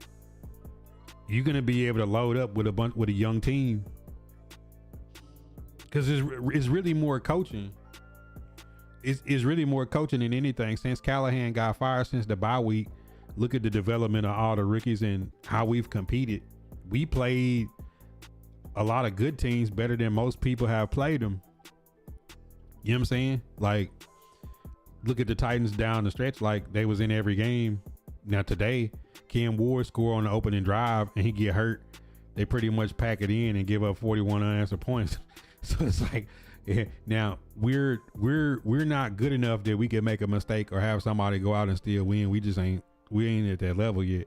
Titans got to play perfect to win this year, but next year, like, if y'all seen any of my mock draft and my free agent build videos, like, Tennessee Titans could be like competing and be right up there. Like, look at the Panthers. Panthers won the division this year. Did they win it nicely? Nah, but at the end of the day, is Tetroa McMillan, Xavier Legette, Jalen Coker, Horn, Jatavian Sanders, Rico Dowdle, Chuba Hubbard. Like, all they guys is young.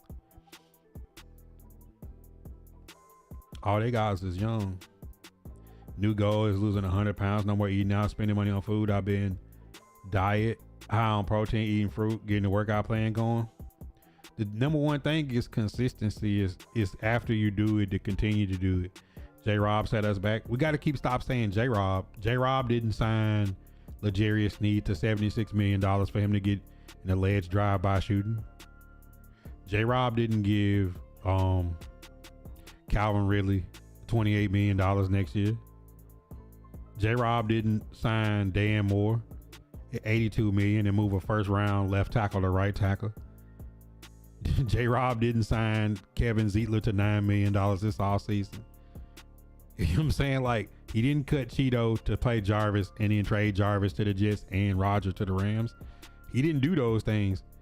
Now he whiffed on 2 total draft class in 20 and 21 completely. You know what I'm saying? Like, I think he missed like every draft pick that he did from 20 to 21, but like, we can't keep saying J-Rob been gone. We're going on the 3rd year J-Rob been out of here. You know what I'm saying? So we can't keep saying J-Rob when they've made just as bad or worse decisions since J-Rob been gone. The problem is they didn't go to a full rebuild mode. They let Derrick Henry walk. Got nothing for Derrick Henry. You know what I'm saying? Like that was more of what's wrong with the Titans. You know, Titans did not have a plan at defensive back this year. They did not have a plan. Instead of going to get another young player, they got Quandre Diggs, and Quandre Diggs walked. They could have re-signed Nick Westbrook or Kene for $3.5–4 million. They gave $4 million to Tyler Lockett, and he walked out mid-season. They gave 1.6 to Van Jefferson, which wound up being a productive player, but not a good player. But you can't tell me for $3 million, Nick Westbrook should have been getting all the snaps that Van Jefferson and Tyler Lockett got this year. And he's younger and more athletic. It's like when they do get people, they do situations like that. And it might be the same with Chig.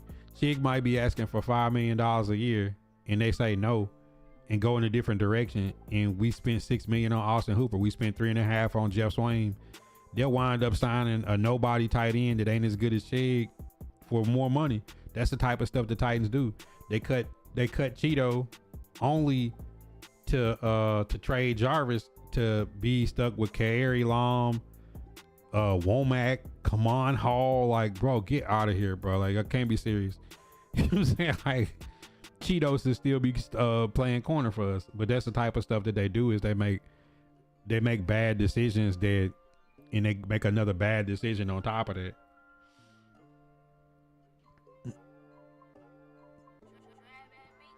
See, Rand tried to use his relationships to sign people that we normally couldn't sign, right?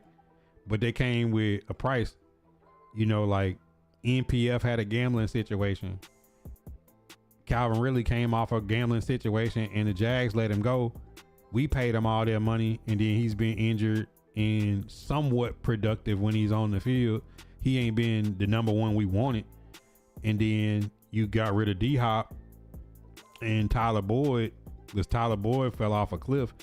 And then, you know, in situations similar, like you cut Traylon Burks on his last year, his rookie deal, he goes and be productive for Commanders, and then you got to sign Mason Kinsey to your roster.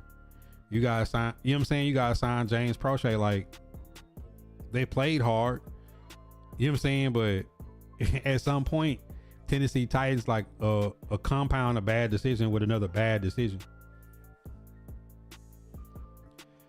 But I mean, it's more than just Cam though. Like, the whole 53 need an upgrade. Like, we played 17 different defensive backs. We had musical chairs on the offensive line for the first part of the season because J.C. Latham got hurt. They moved him from right tackle to left tackle, back to right tackle. He got hurt at right tackle in the Broncos game in the first half of the first game. John Ojukwu, Oli Udoh, Blake Hans, Zeitler, Dellinger, Corey Levin, Moss, bro. They just Crenshaw, Dixon, like, bro, like, what did they had 11 different offensive linemen signed to the 53 when we started, and they all played like musical chairs. Like, they had to just make up a mind of the direction they want to go in, and the direction is draft, develop, play your young guys, let the young guys learn the hard way, get some reps, and then get some supplemental free agents like Sebastian Joseph Day, Xavier Woods, Baker Jr., like Cody Barton. You know, you got some productive free agents that they signed, but those are the ones that they got to get. Isaiah Wilson, Caleb Farley, was 2021. AJ Brown was 2019 draft class. AJ Brown was John Robinson getting ahead of himself, thinking that he could fix his problem by replacing AJ Brown with Traylon Burks, and it didn't work. But I'm saying, like, that's 2020, 2021. We in 2026 talking about what John Robinson did 4 years ago. Yes, that was the start. There's Fitzpatrick over Amon-Ra St. Brown. That's still 4 years ago. Like, how many teams that made bad decisions like that and still bounce back? Tennessee Titans, like, you naming the stuff John Robinson did 4-5 years ago. I'm talking about the stuff they did in the last 12 months. How about Chad Brinker and Rand Carthon letting Brian Callahan hire a whole staff full of people doing their job for the first time? Offensive coordinator, defensive coordinator, special teams, head coach, and play caller. 4 different positions, all their first time doing it. That's more detrimental than a bad draft from John Robinson 4 years ago, 5 years ago. Let me teach you how to Would you vibe. not agree? You see what I'm saying? Like, letting the coach come in and call plays for the first time, head coach for the first time. He hired his best friend and his daddy, and somebody in the front office let him do that. So I'm saying, like, that's more detrimental than the draft class of 2020 and 21. Hopefully Bergonzi doesn't do that. He's done good in the draft, but his free agency, I still question the cutting Cheeto and trading Jarvis and Roger. I don't question them trading them two, because those 2 picks could turn into something good. But I question what was the game plan of cutting Cheeto if you knew you was going to trade Jarvis and Roger.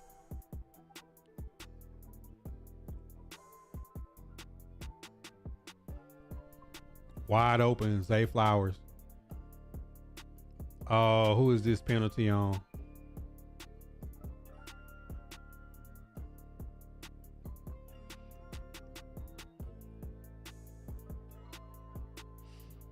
I mean, the Dan Moore, $82 million. The $82 million for Dan Moore moving J.C. Latham, the right tackle. It's a couple things that he's questionable on. I mean, Nick Holst is his best friend, and he hired his daddy, bro. Like, just think about that. I want you to think about, I hired my daddy and my best friend, a first-time DC, a first-time special team, and out of all those people, I think Denard Wilson was the only one that really upheld his end of the bargain, because he was given nothing to play with, and the defense still, like, bowed up.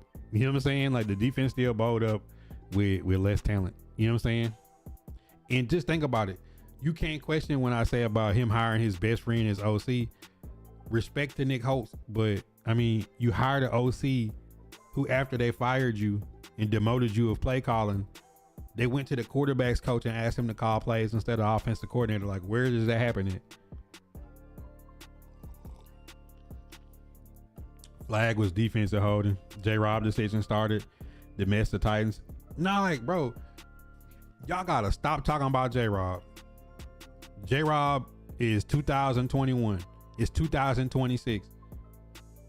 You know, it's like the New England Patriots can't talk about when Cam Newton was there, what happened. You know what I'm saying? Like, COVID year. Like, we going back to COVID to try to talk about J-Rob. Like, okay, J-Rob made a mistake with Isaiah Wilson and Caleb Farley, right? But also, that same team in 22, after he made the AJ Brown mistakes, after he made the draft mistakes, the Titans was 7-3. They just beat the Green Bay Packers in prime time. They had a 5-game division lead, and then Todd Downing, drunk ass, calls a play where Tannehill and Malik Willis both on the field at the same time. They both get hurt, and the Titans don't win another game. The Titans lost 7 straight games and lost the division when they had a 5-game division lead. The Titans did that year what the Colts did this year. And then J-Rob got fired. So it's like, you can't keep blaming J-Rob 4 years after, saying when you still making the same mistakes. You see what I'm saying? Like, J-Rob ain't forced their hand to do the things that they did. J-Rob ain't tell them to let Derrick Henry leave and get nothing for him. Like, those is just as big as it. Like, J-Rob wasn't there when Mike Vrabel went in the offense and said he wanted to control player personnel or he out, and they let him walk. That ain't got nothing to do with J-Rob. Rand Carthon traded up the first pick in the second round and drafted Will Levis after Malik Willis was still there, and then let Malik Willis get developed by LaFleur, an ex-Tennessee Titan coach who got him together, and he came back and beat the Titans in with Green Bay. You see what I'm saying? So it's like, you can't keep saying J-Rob. You have to say the people that's been in since J-Rob has left has made just as many mistakes as J-Rob had in 20 and 21. But I think Mike Berganzi wanted to blow his roster. When he hired, he said, this is a bad roster. I mean, think about it. Mike Berganzi and Veach traded L'Jarius Sneed to the Titans.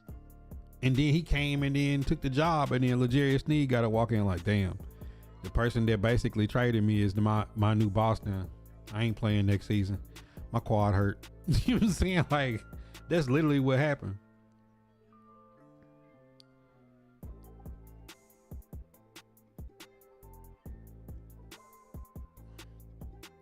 J-Rod got fired for trading AJ, and AJ went off on the Titans.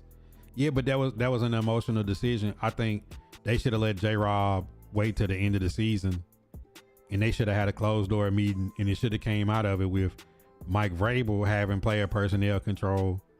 And even though Mike Vrabel made some mistakes on the roster too, you know, you got to remember after Lawan, there was the Dennis Daly, Andre Dillard situation at left tackle.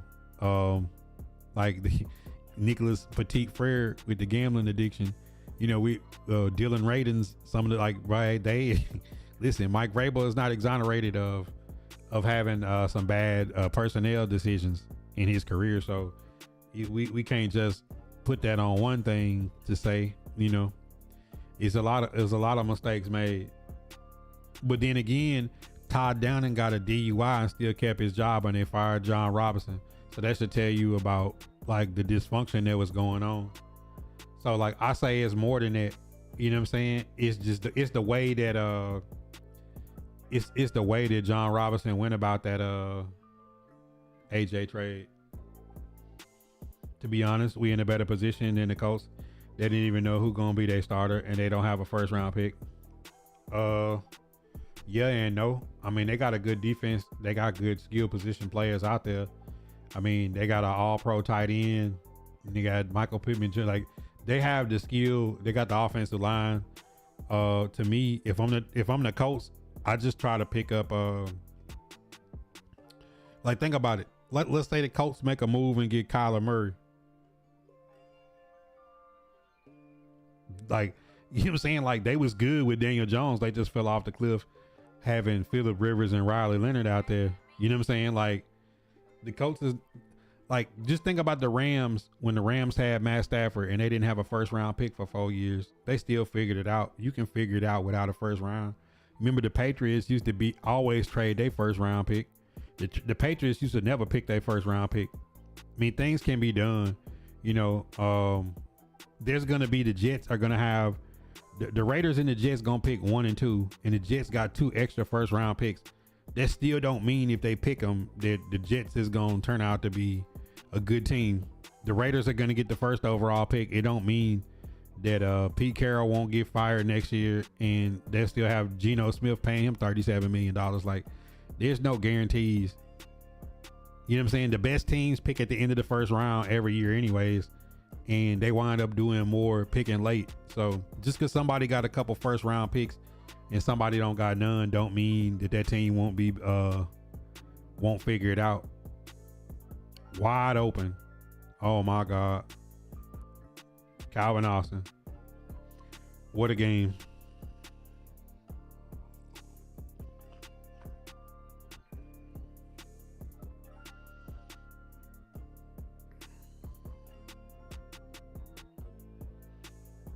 playoff predictions on Friday weekend.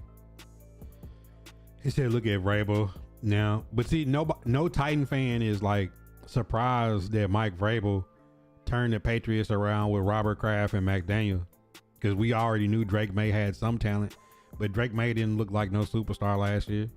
They had a lot of money in free agency, and they had a really good draft. Travion Henderson, Will Campbell, Christian Gonzalez finally got healthy. You know, they picked up some good pieces. The problem with Vrabel was sustaining it. Right now, Vrabel still has done more with the Titans than he did when that he's been in New England. He still got to win. He got to the AFC Championship with the Titans. He had the first overall number 1 seed in the AFC with the Titans. After that, the infamous bingo game. It's not like Mike Vrabel didn't, like, there's no guarantee that the Patriots are gonna get to the AFC Championship this year. If they get bounced in the playoffs and don't go to the AFC Championship, he's still gonna be and accomplish more in Nashville than he did in New England. He said, speaking of Cheeto, I still rather have Cheeto than Kamon Hall. John, what up? What's good? How you feeling, bro? That Tomlin trying to keep his Jane. His game is definitely a movie, Cam. What the hell is this defense? 22 teams. They nutting up. They getting nervous. And he missed the extra point. You think Ole Miss will beat Miami? I think it'll be a good game. You know, I mean, one Saban coach versus another Saban coach versus another Saban coach versus another Saban coach. Bama is dad. Every coach that's in the playoffs used to be up under Nick Saban's teeth. So this should be a good Final Four for Nick Saban.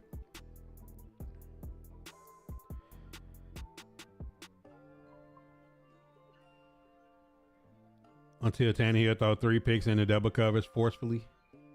Yeah, that's one of the most unforgettable. Oh my God, is he running a kickback? Wow, Mitchell then ran the kickback to half midfield.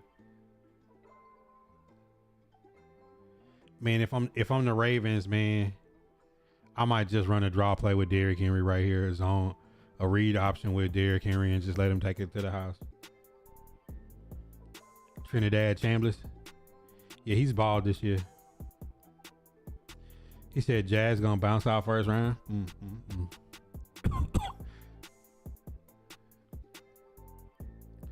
Yo, can Lamar Jackson finish it off?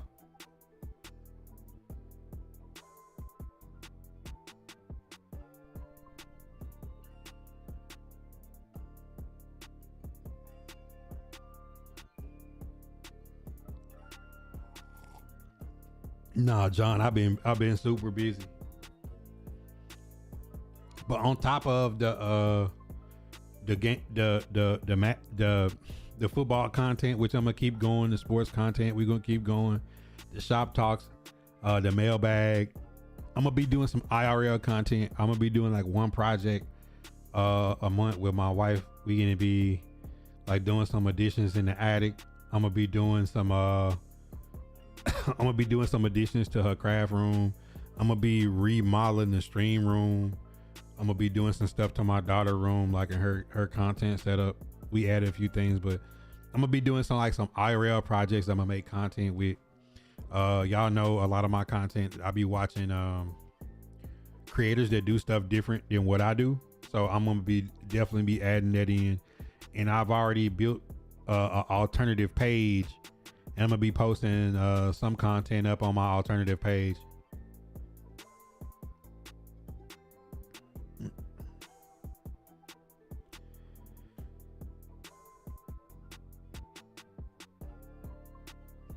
Not booked. I just got 2 kids and an old lady, so it's like a lot of stuff that I have to do at times.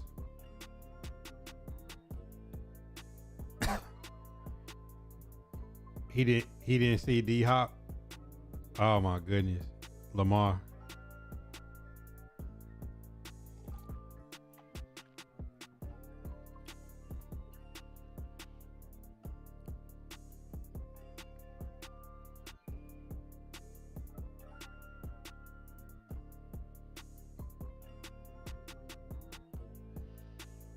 It said Upload was the most watched show on American Prime. I mean Amazon Prime.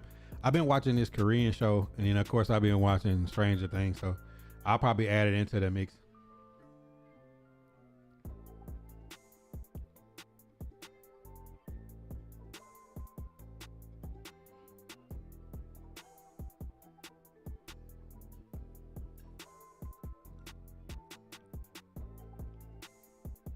Wow. 4th down for the game, and then Lamar had just missed D-Hop on the other pass. That's crazy. A guy dies and gets downloaded to the virtual afterlife.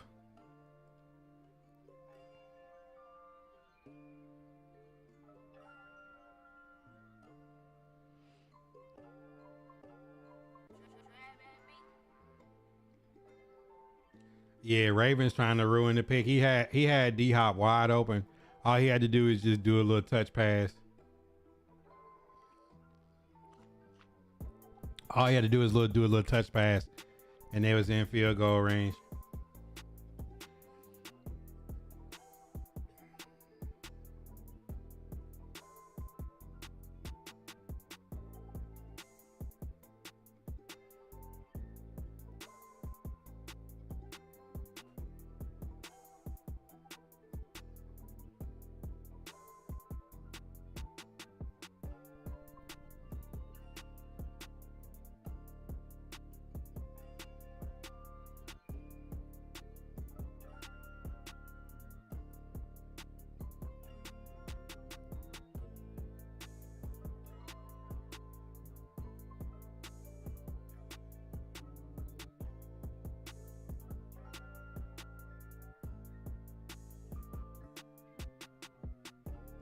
Oh my God.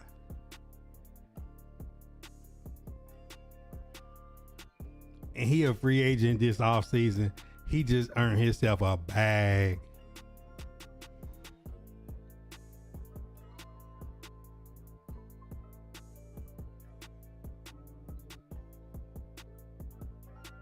Isaiah Likely finna be he gonna be the #1 tight end in free agency. Hey, Bergonzi. Hey, Mike Bergonzi, get on the phone, man.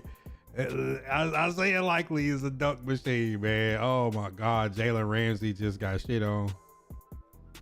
Jalen Ramsey just got dunked on.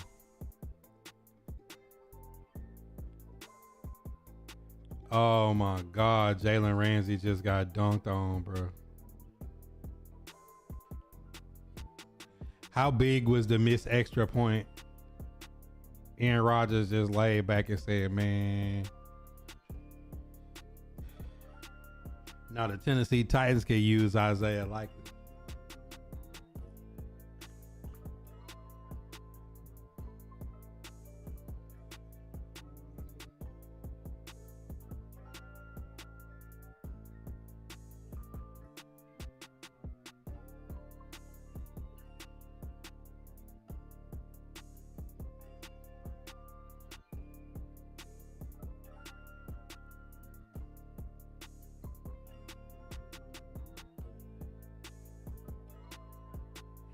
He said Likely kind of injury prone though.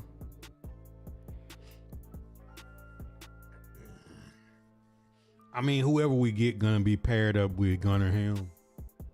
But Cam Ward need people with catch radius that can go up and get the ball.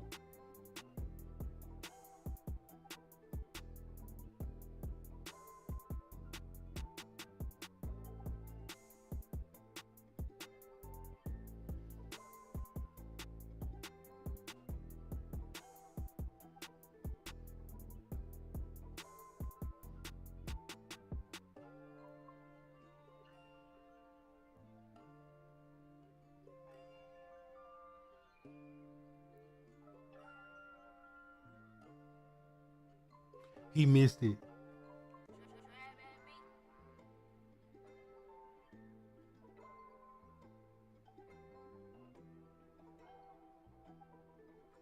He cost us the 4th round pick.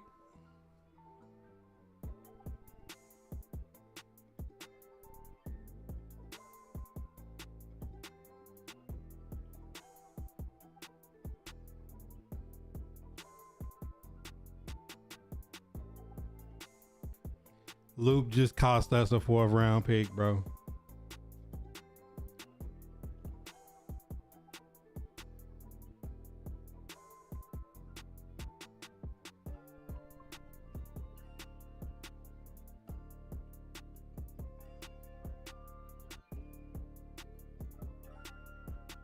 Loop just cost us a 4th round pick.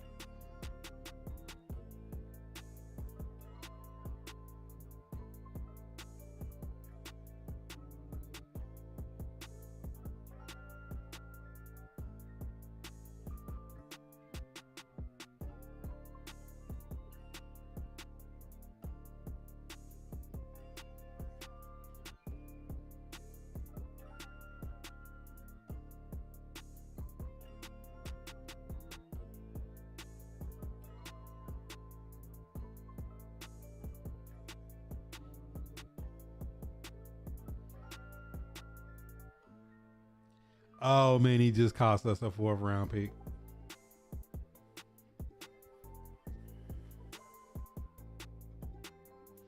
I mean, he's kicking the ball from the 10-yard line, man.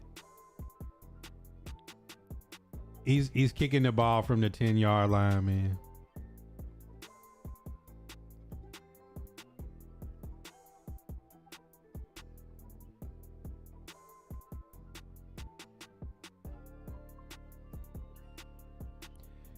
Two kicks to end the game. Steelers mixed the extra point. Indian Loop turns around and misses a chip shot after Isaiah likely made that play on 4th down, bro. Good God, man.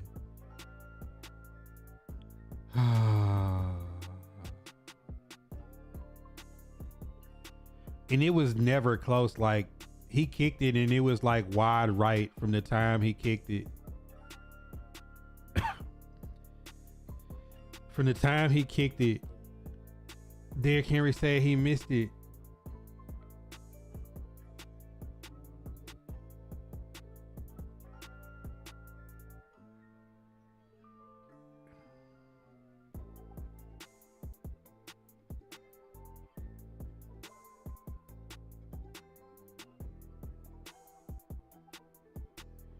You see Lamar face and Derrick Henry face?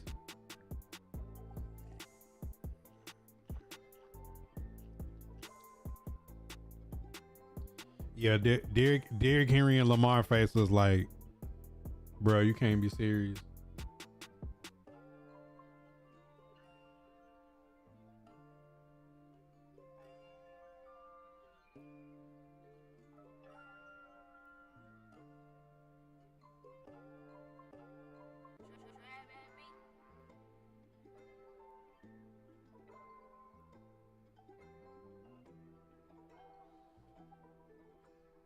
I'm so mad he cost us a 4th round pick with that.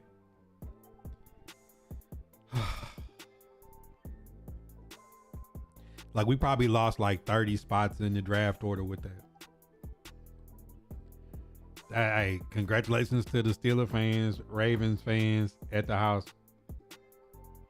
Oh yeah, Lamar and Henry couldn't believe that shit. They looking like,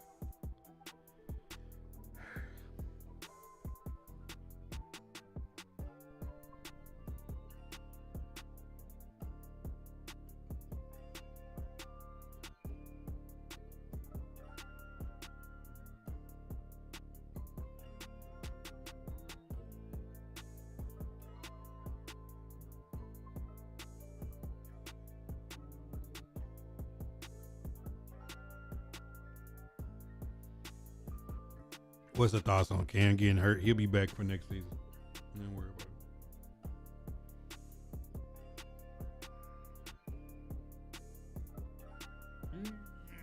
it. Ravens, y'all cost us a draft pick. Blows with Let us. me teach you how to vibe. That right there kind of hurt, man. It cost us a draft pick.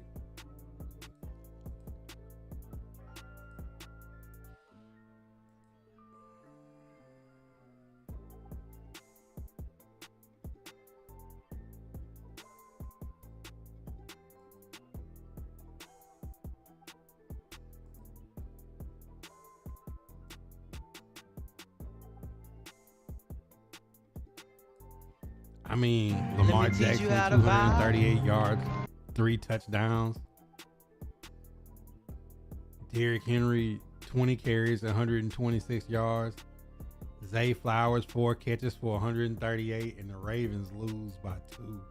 Missed field goal with no time on the clock. They got to be sick right now. They got to be sick right now. I mean, absolutely disgusted.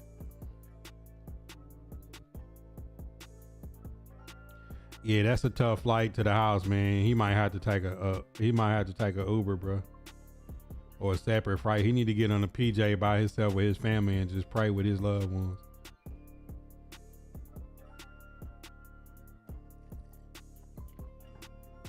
He say, do the Ravens fire Harbaugh, Lamar leave? Nah. Yeah, you just want Lamar to come back healthy next year. Like, that'd be crazy to be getting rid of people. Raiders got the number 1 draft pick today. Yeah, I mean, y'all beat the Chiefs. They ain't got the number 1 pick, so.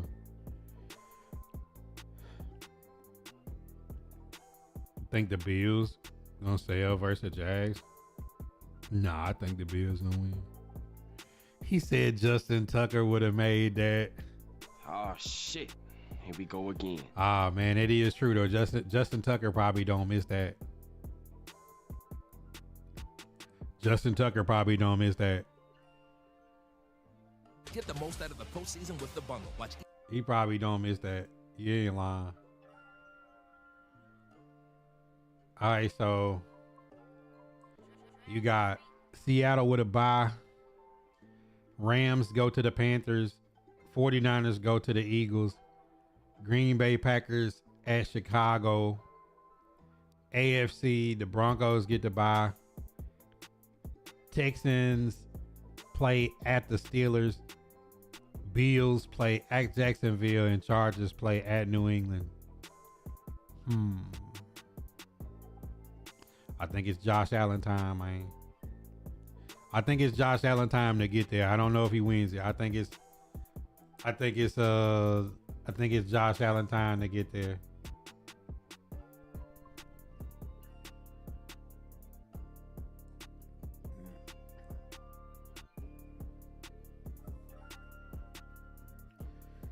You say Mendoza to the Raiders. Are they taking Mendoza or are they taking Dante?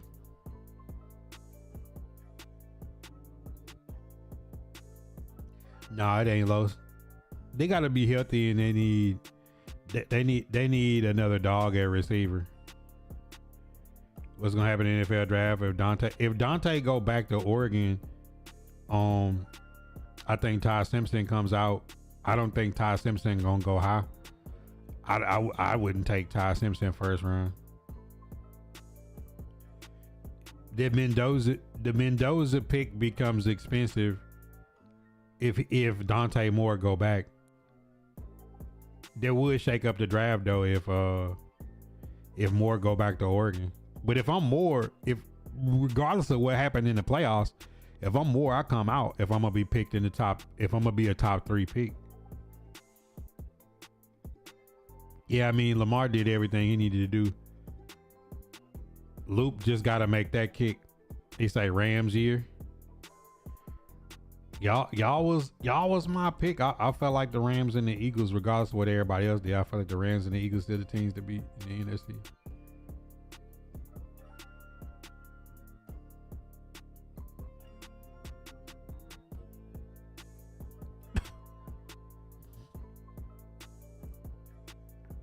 It said Josh Allen be choking in the playoffs, but the people that usually beat him is not there. No Lamar, no Burrow, no Patrick Mahomes.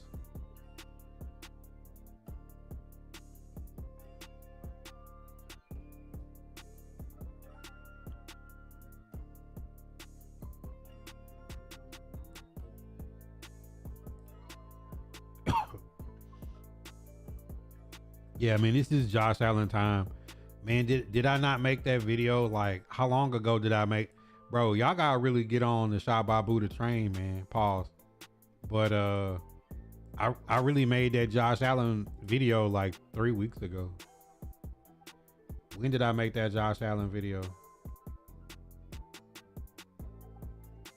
I made that Josh Allen video a minute ago, bro. Like, yeah, it's been over like about a month ago since I made that Josh Allen video. You think if Trinidad Chambers keep balling in his combine looks good, does he sneak into the first round?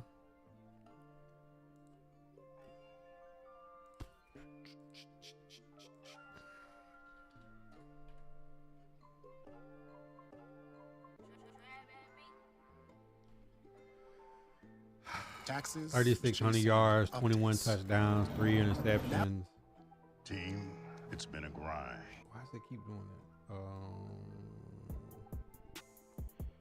Fresno State, no statistics. Ole Miss. I don't know, man. I don't know about.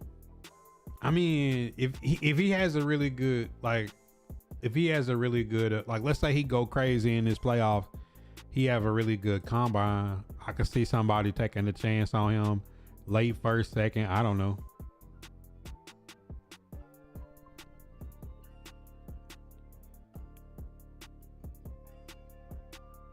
Bryce Young. Texans gonna feast on Rodgers. Well, I see it only come for us the Seattle Eagles, 49ers. One take out the other, not worried about Green Bay. The Bears could be problematic. Beat them all. Nobody in the SC can beat us. Oh yeah, it's now and never for Josh Allen. That's how I felt like Lamar. God damn, Lamar gotta be crying tonight. Like, make that field goal. The Ravens gotta feel good about their playoff chances. No Lamar, no Burrow, no Aaron Rodgers. Like, it be fresh meat in there. Minus like Josh Allen, Lamar in playoff. You know, this year would have been gold, but oh man, 2 missed field goals to end the game. One for Pittsburgh and then one for Baltimore.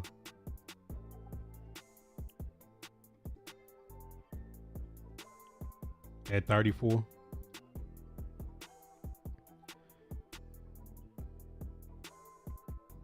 I don't think he'd get that far down though. Oh, you talking about if Moore goes back and Chambliss came at? Oh, okay. I see. Falcons fire Raheem Morris and Terry Fontenot. Josh. I think the Falcons fired they front office people because of the Michael Penix shit. Like that Michael Penix and Kirk Cousins wound up being a dumpster fire. Yeah, I think Josh Allen can.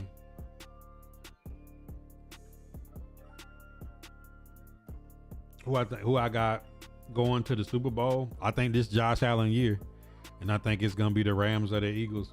But I've been wrong before, so if it's anybody in the playoffs in the AFC that could win 3 road games, it's Josh Allen.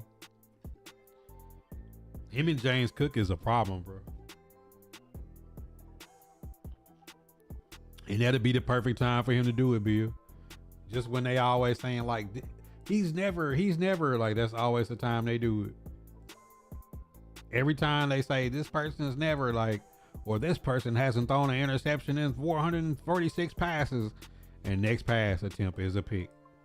Cam Ward hasn't missed a snap this year. First drive, you can dive on top of his shoulder and do a leg drop after he already scored.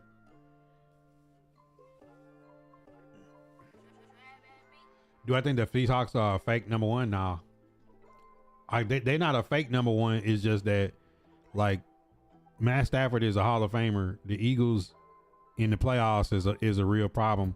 The 49ers got a lot of experience and a good coach. I don't trust the Green Bay Packers. The Panthers can play somebody tough, but I don't expect them to be able to win 3 of these games in the playoffs. Bears can sneak somebody. I don't know if the Bears got what it take. They play so many close games, you know. But they definitely not a fake number one because they got all the talent in the world. JSN, Cooper Kupp, Rashid Shaheed, Horton, K9, Charbonnet, AJ Barner. Like, they deep. You know, they got players, bro. In every playoffs, everybody's 0-0. Anything that happens that says this. What about the Broncos? We got a Super Bowl coach. Bo Nix is capable. Their defense is really good. They got a bye. I don't know. Broncos could be a tough out. Broncos and Patriots kind of similar. Texans similar. They defense is scary. They quarterbacks are good, capable. I just don't know. Like, it's gonna come down to somebody got to make a play. We just seen Aaron Rodgers make a play and his field goal kicker missed an extra point, and then you seen Lamar pull a rabbit out his hat and a guy missed a chip shot. So shit like that happened in the playoffs too. Remember last year, Rams and Eagles played in the snow. So you gotta put those type of things in the play as, like, you know, there might be a snow game. You know, it might be a bad inclement weather game. Like, you know, you just don't know what's gonna happen. Could be Becker. I don't see us getting past divisional.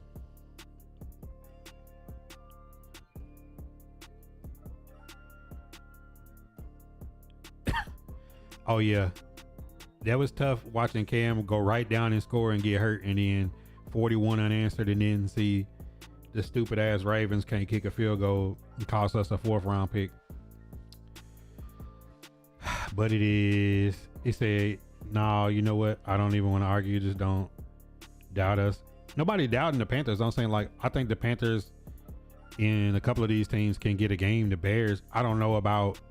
Like, if the Panthers got to win a game and then turn around and play like Eagles, Rams, and then turn around and then do it again, like that, like, it's a good thing for the Panthers to win the NFC South, and maybe they win a game. But it's tough to win these type of games when these coaches have been there before, the players been there before. I'm not saying that it can't be done. I'm saying that it's tough to do it because every single game is gonna be like a fight for your life. He says it's being cold in Chicago. Man, bro, I mean, God, like, we need everything we can get. That was like about a 30 pick drop from going to have 2 4th round picks to now we got pick 4, pick 35, pick 66, pick 101. Then instead of having another 4th round pick, we drop all the way to the 5th. We got 2 5ths, 2 6, and a 7th. So I mean, potentially they could get rid of that 7 and use that 7th to move back up into the 4th or the 5th. We want like a move up some spots, but I want to acquire picks. I don't want to give up nothing. What do you think about the list of candidate coaches? I think you got to interview everybody and do a thorough job and see who got the best plan for the best coaching staff overall. That's who I want. Cam will be in 27.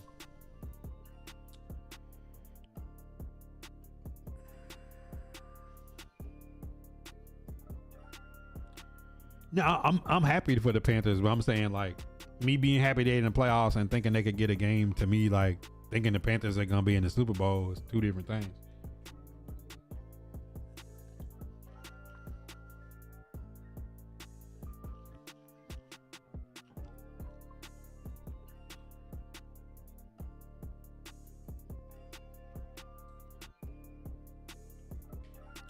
I can't wait till the AI update next week for the mock draft simulators, how it's gonna look now that the draft order should be complete. Now that the draft order is complete, I'm interested to see how and then, you know, when everybody make their announcements, to see, you know, who going where.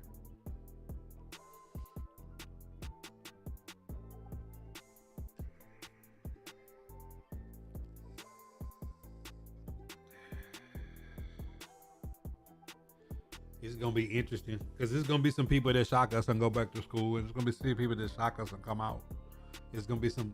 I mean, think about it. My first original draft board I did in December last year. Rest in peace. I had Kyron Lacey on it, and like I think I had Kyron Lacey in like the 3rd round or something, and just think that every offseason stuff like that happens. And you know, Chris Bell has already been injured, which is gonna hurt his draft stock if he's not available to do things. It's gonna be some people that show up at the Senior Bowl and play their way into a good draft position.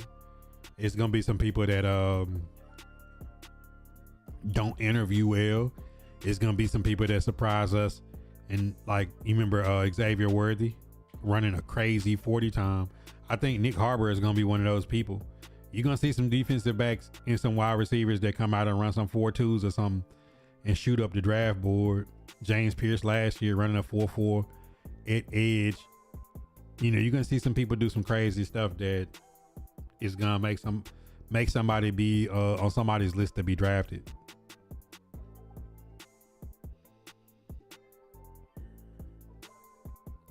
Somewhere Justin Tucker smiling saying I would have made that no problem. Yeah, that's tough. And the crazy part is John Harbaugh is a special teams coach. That's a head coach. And him losing on special teams has got to hurt.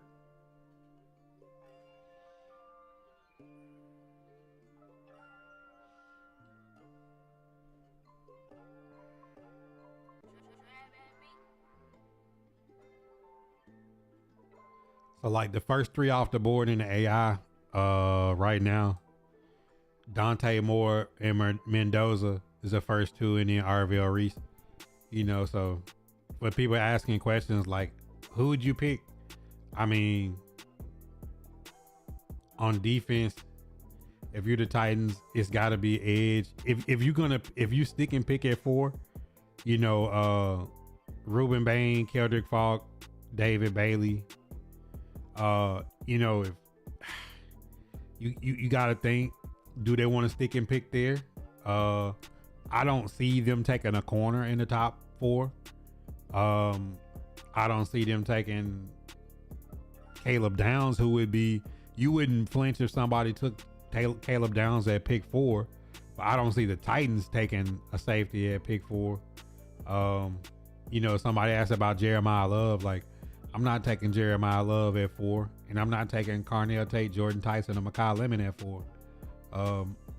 Offensive tackle, I think if you're looking at offensive tackle, I wouldn't take, I mean, I would if I felt like one of these guys like did well, if I wanted it, but the Tennessee Titans need offensive guard, and the best guards are going to be 2nd and 3rd round picks. So I'm not jumping in there, and there's going to be some guys that's on this board that ain't going to be that we're not even mentioning. From the Tennessee Titans, you got to go look at that trade offer sheet.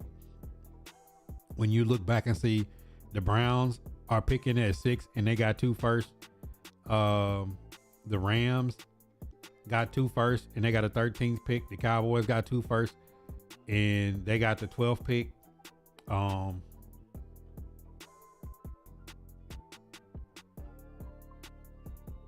You know, when you look at some of these when you look at some of these draft boards, like the only player to me worthy to stick and pick at 4, once these 2 quarterbacks and 1 edge is gone, is gonna be Arvell Reese, Ruben Bain, Keldrick Falk, David Bailey. Like, I just don't know. Like, I really say, like, either your guy edge is there or you trade him back and just trying to load up on as much draft capital as possible. That's why I was kind of trying to explain a second ago.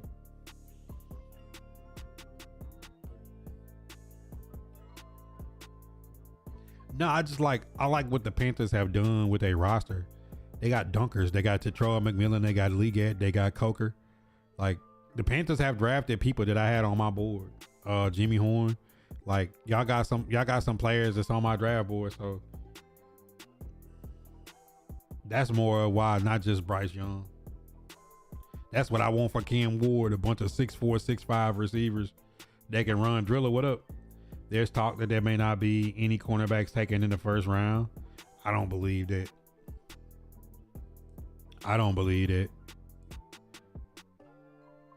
I mean, like, you got Mansour, Delane, Jamal McCoy, AJ Terrell, his brother, Colton Hood, Keith Abney. Once one of these dudes go out there and run a 4-2, somebody that need a corner is going to take a corner in the first round. I ain't buying that. It's going to be at least one of them dudes taken. Started doing a little part-time job at Jackson Hewitt. Hey, for sure.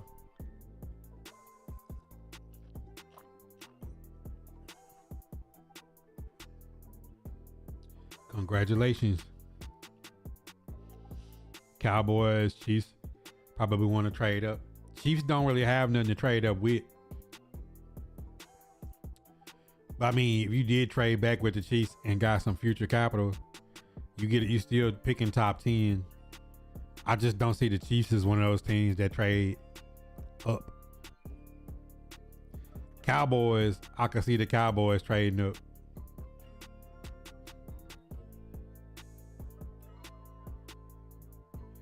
Who knows who will want to trade up?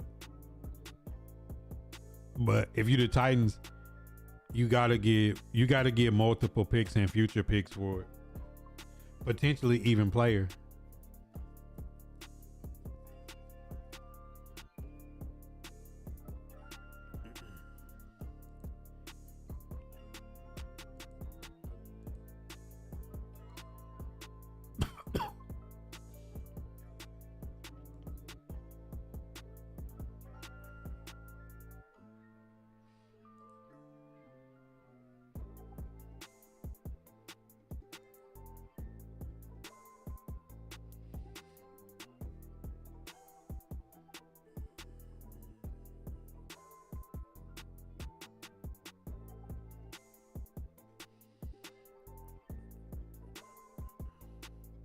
Man, we've been straight driller. Appreciate you asking, my boy. Given where every team is at now, which team do you see pulling the trigger on Jeremiah Love in the first round?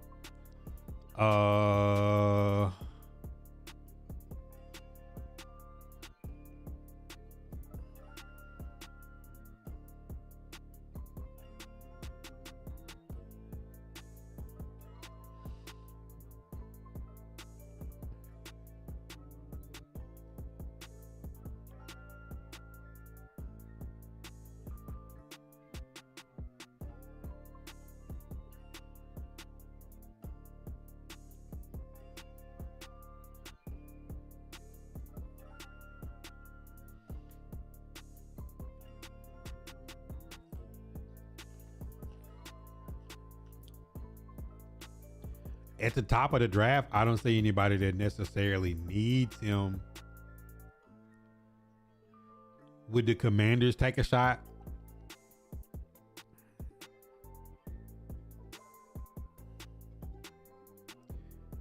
I don't think the Cowboys would. I mean, Commanders, Cowboys.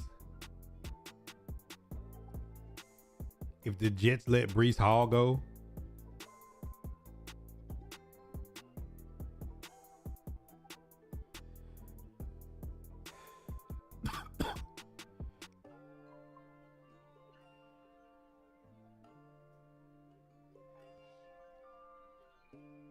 that's the thing. It ain't a lot of teams that's like in a dire need to have a starting running back.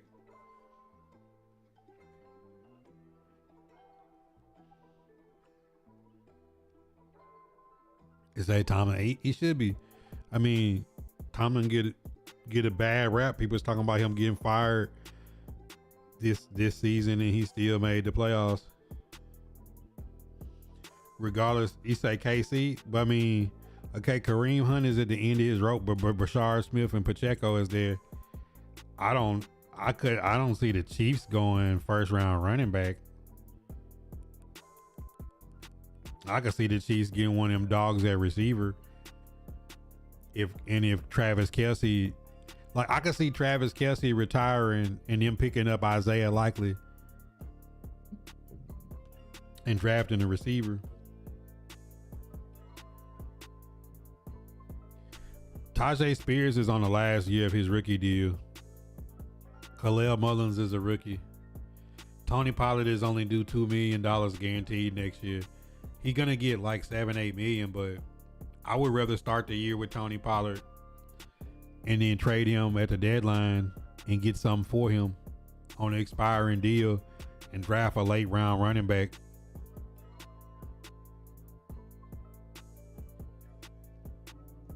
Honestly,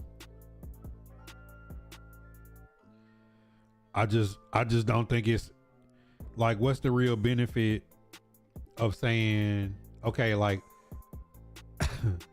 if we looking at the Tennessee Titans and who's getting paid, right? Watch this. Y'all know I got the visual aids. Damn, like what's up with this? Click, okay. Click. All right, so look.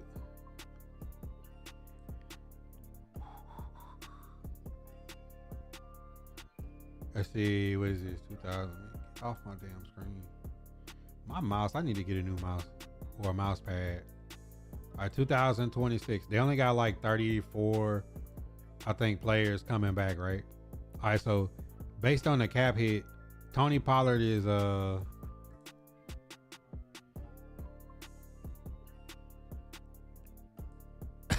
they could cut Tony Pollard and eat $2 million, right? If he come back next year, he hit for $9 million. But if you got the intentions to play him, let him eat up $2 million and then trade. If you thought you could trade him on his last year and get anything draft capital wise, I wouldn't see why you wouldn't do that, because he had another 1,000-yard season. With as bad as they started off running the ball the first half of the year. So I mean, if you had a plan and you cut him and just ate $2 million, then you telling me that you drafted a rookie. You not going out and spending $10 million on a running back and then eating $2 million for Pollard for another guy that come in and give you the same production he had. I don't know about that. That just seemed like irresponsible. Like the Titans, like if you look at if you look at how the roster gonna look next year, coming into the season, if they don't make no moves, just how they would look. You know what I'm saying? So if you got rid of Tony Pollard, Tajay Spears running back 1, Khalil Mullins running back 2. You still gonna have to draft somebody and get a free agent because Chestnut will be out. You don't want Chestnut back. You still need to draft one, sign one. If Spears is there, I just don't see making a whole. I just don't see making a hole right there. I'd rather draft a guy and put that guy here. And then let's say you get to the trade deadline and you trade Pollard and this guy is good enough to match where you had another guy like Kyle Monunga it was for the Bears. You get a late round guy that you match with Spears and Mullen. And then you traded Pollard and somebody else paid that other rest of that $7 million because it ain't guaranteed and they could cut him if they didn't want him.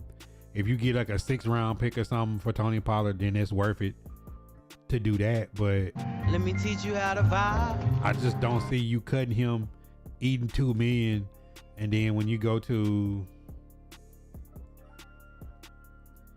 NFL free agent, Aria, what up?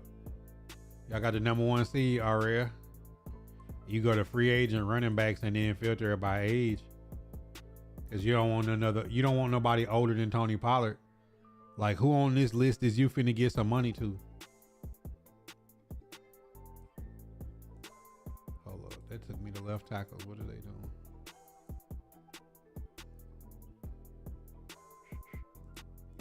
You don't want nobody older than Tony Pollard.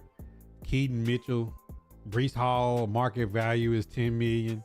You're not cutting $2 million to sign $10 million at running back for Breece Hall, and then he gotta want to come to Nashville. K9 gonna get like $9 million. Is you cutting Tony Pollard to sign K9? Like, I don't know, bro. Like Algier.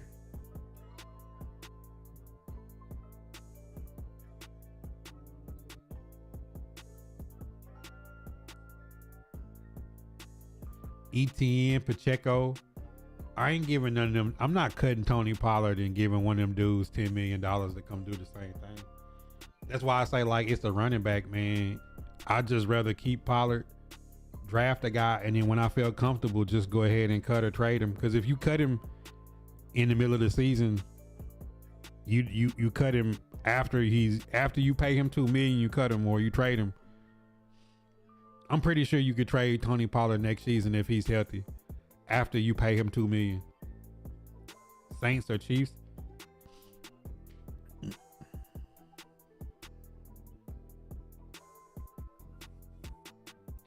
I don't know that the Saints would blow their top 10 pick on a running back after they just traded Shaheed.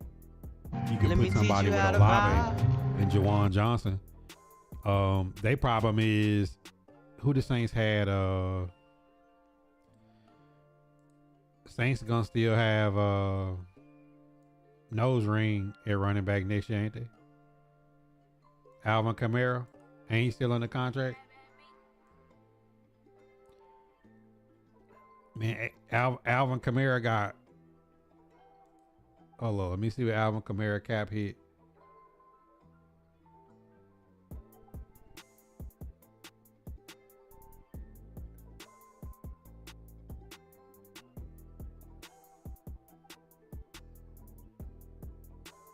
Yeah, Alvin Kamara got $18 million cap hit next year. And that's all dead cap money too.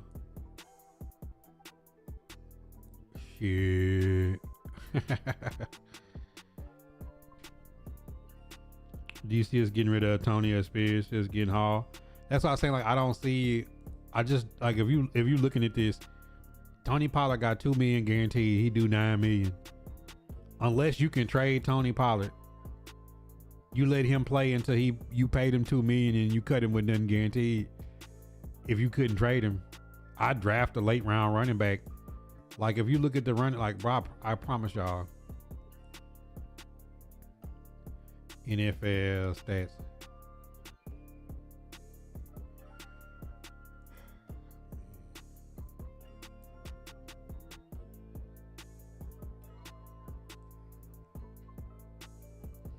NFL rushing leaders. Devin Achane, Javonte Williams, Rico Dowdle, DeAndre. Like, Tony Pollard is number 15 in the league in rushing. Think about all the guys behind him. Chase Brown, Josh Jacobs, Jalen Warren, Ashton Genty, Travion Henderson, Judkins, Krosky Merritt. It's a lot of running back. I mean, Monunga was a 7th round pick and he got 760. It's a lot of, like, Kamani Vidal, Tyrone Tracy, Woody Marks. Like, bro, you can get some running backs that be productive in an offense. You know what I'm saying? I just don't see a world where you invest $10 million into a running back. I'm not giving Breece Hall $10 million. It's gonna be fun for real. Tajay may have a breakout year if he can stay healthy. Titans probably still wouldn't sign him. Probably not. But that's why when I look at the roster, it's like Tony Pollard and Tajay gonna be on contract years. Why wouldn't you want to have 2 running backs on contract years and draft another guy in the late rounds? And when you look at the mock draft, like, there's no running backs that's gonna get taken high. So when you get down into these, like, 5th, 6th, 7th round, Nick Singleton, Hemby, Robert Henry, it's gonna be some Le'Veon Moss. You're gonna be able to get some running backs that fall down here towards the bottom. You know what I'm saying? Like, you're gonna be able to find a running back. Like, me personally, I like Raleek Brown. But you can find you a solid back in them late rounds that can be productive. I just think the Titans have way too many holes for you to not say Pollard and Spears on contract years with Khalil Mullins healthy and another rookie running back. I put another rookie running back because if I don't keep Pollard and I don't keep Spears, I still got Mullins and another guy and somebody on practice squad. Then if next year, if you wanted to burn a higher pick on Ahmad Hardy or something, then I would. O-line is more important. And the only real hole, I mean, today it forced Jackson Slater that, like, Zeitler got hurt, then Levin got moved in and got hurt, and then they had to play Jackson Slater, right? Just like either Jackson Slater is gonna groom to play behind Cushenberry at center, or just put his ass at right guard. Then you got Udo and Crenshaw Dixon swing tackles. You got Corey Levin, you bring him back as your backup center, and then between Dellinger, Moss, and Blake Hans, you put one of them guys right there and put another one on practice squad. Like the line wasn't the problem down the stretch. You know what I'm saying? Like since the bye week, the offensive line has played good, in my opinion. You know what I'm saying? Like since we got the Callahans out of there, the offensive line didn't look bad. And the worst offensive lineman wound up being Zeitler, even though JC missed the first half of the season and came back and had a bunch of penalties. Like I don't think JC was a big was that big of a problem once they got settled in and he came back off the injury. Edge, cornerback, wide receiver. They had to get multiple in the draft and they got to get multiple in free agency.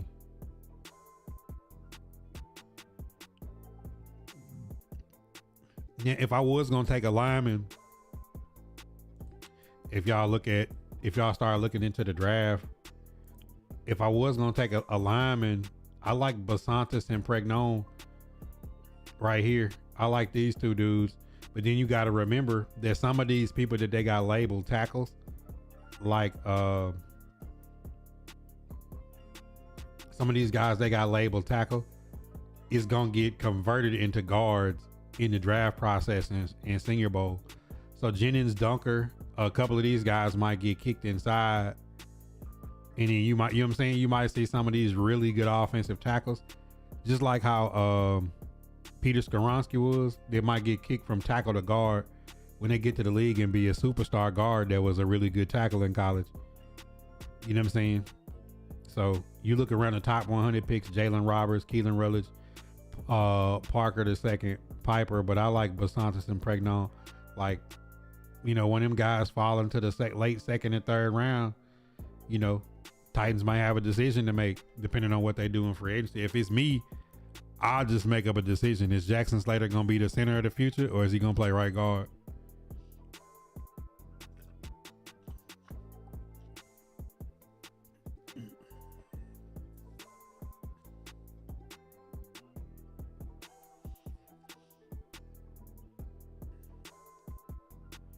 I mean, you invested so much into J.C. Latham and Dan Moore, you almost got to bring them both back. Because they jailed down the second half of the season. They ran the ball on every team they played. Cam Ward wasn't getting screamed at, you know, when the play calling got better. But I do think you need a wide receiver one. I don't think that it's Alec Pierce or Romeo Doubs. I don't think that's the Tennessee Titans wide receiver one. Now, would I be mad if they pick one of those guys up? I wouldn't be mad, but I'm saying, like, what you probably gonna have to give them.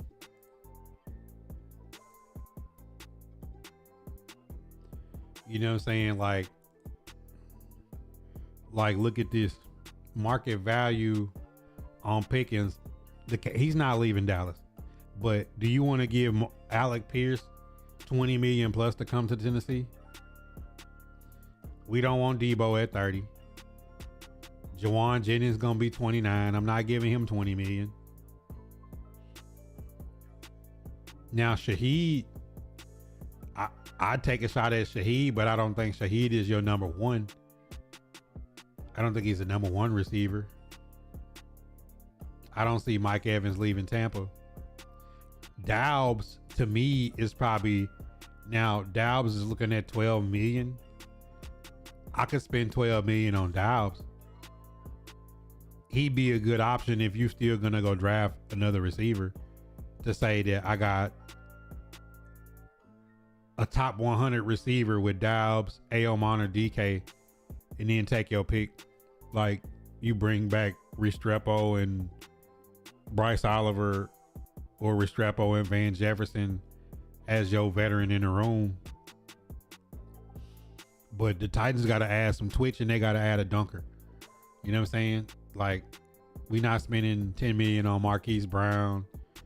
None of these guys. Like, I need somebody that can go out there and dunk. And if you ain't getting the George Pickens, I don't want to spend $20, $25, $30 million if it ain't a George Pickens type of person. I'm not spending that money for the great value version.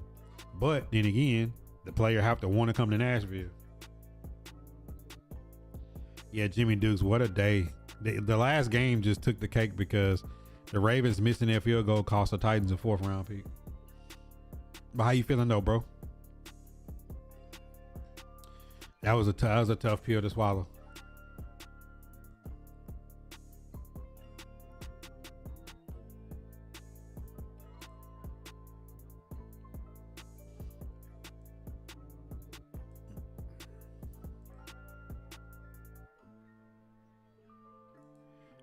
But realistically, this how they should bring their line back. I hope that they're able to work something out with Chig. Because if not, now, can you take a shot at Isaiah Likely? Have Isaiah Likely and Gunnar Helm at tight end? Now, you know what I'm saying? If Chig was looking at wanting around the same money that Isaiah Likely was after, then you got to say, like, you wouldn't be mad because they got money to burn, right? I think they need to extend Skoronski and Jeffrey Simmons early. I don't think Calvin Ridley is back. I think Will Levis gets traded. Mason Kinsey, I don't think is there.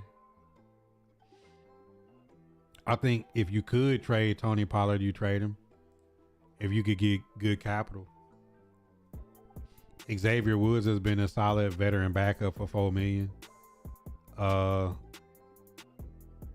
think these are the positions though that Harrell and Truman Jones is both under contract. Those are young guys. Micah Robinson played a little bit today, but I think they should train. He's under contract. I think they should move him right there and do that. I don't see Snead coming back. And I think, if you could move Marcus Harris to nickel, sign a veteran, draft a couple guys, and then Baker Jr. and Elam, those guys that's on the practice squad that are starting now, put them guys down here at cornerback 6, 7, and 8.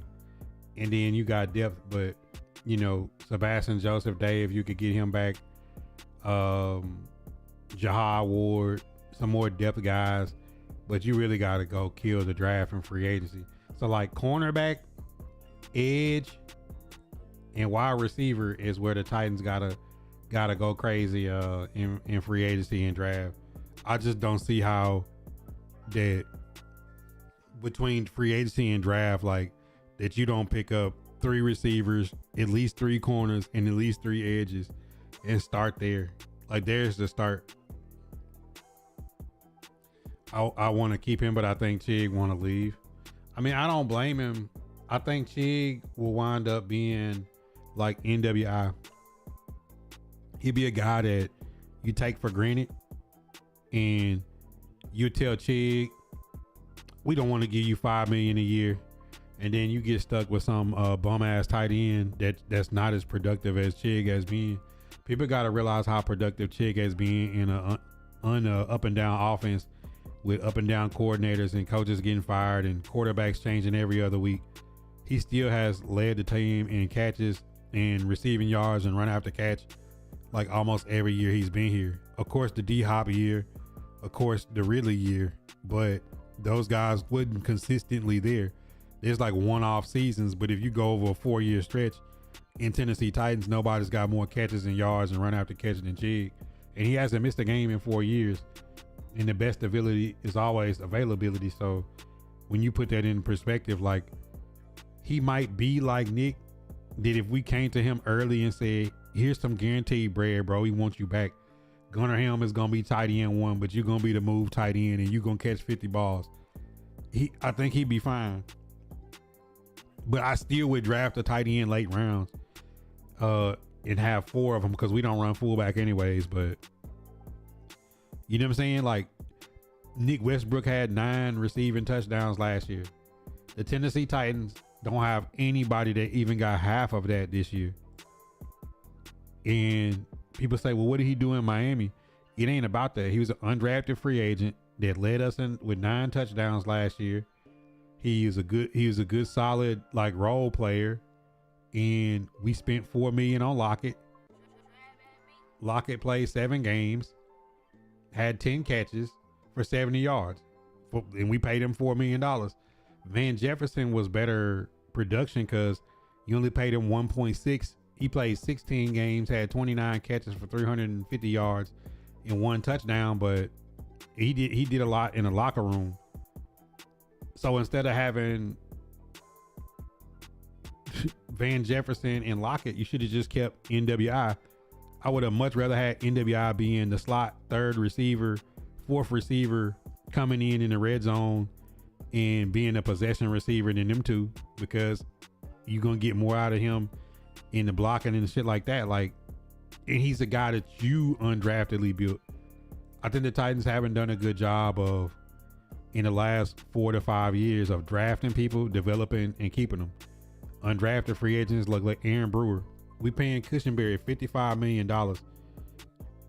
And Aaron Brewer is like a Pro Bowl level center for the Dolphins since he left.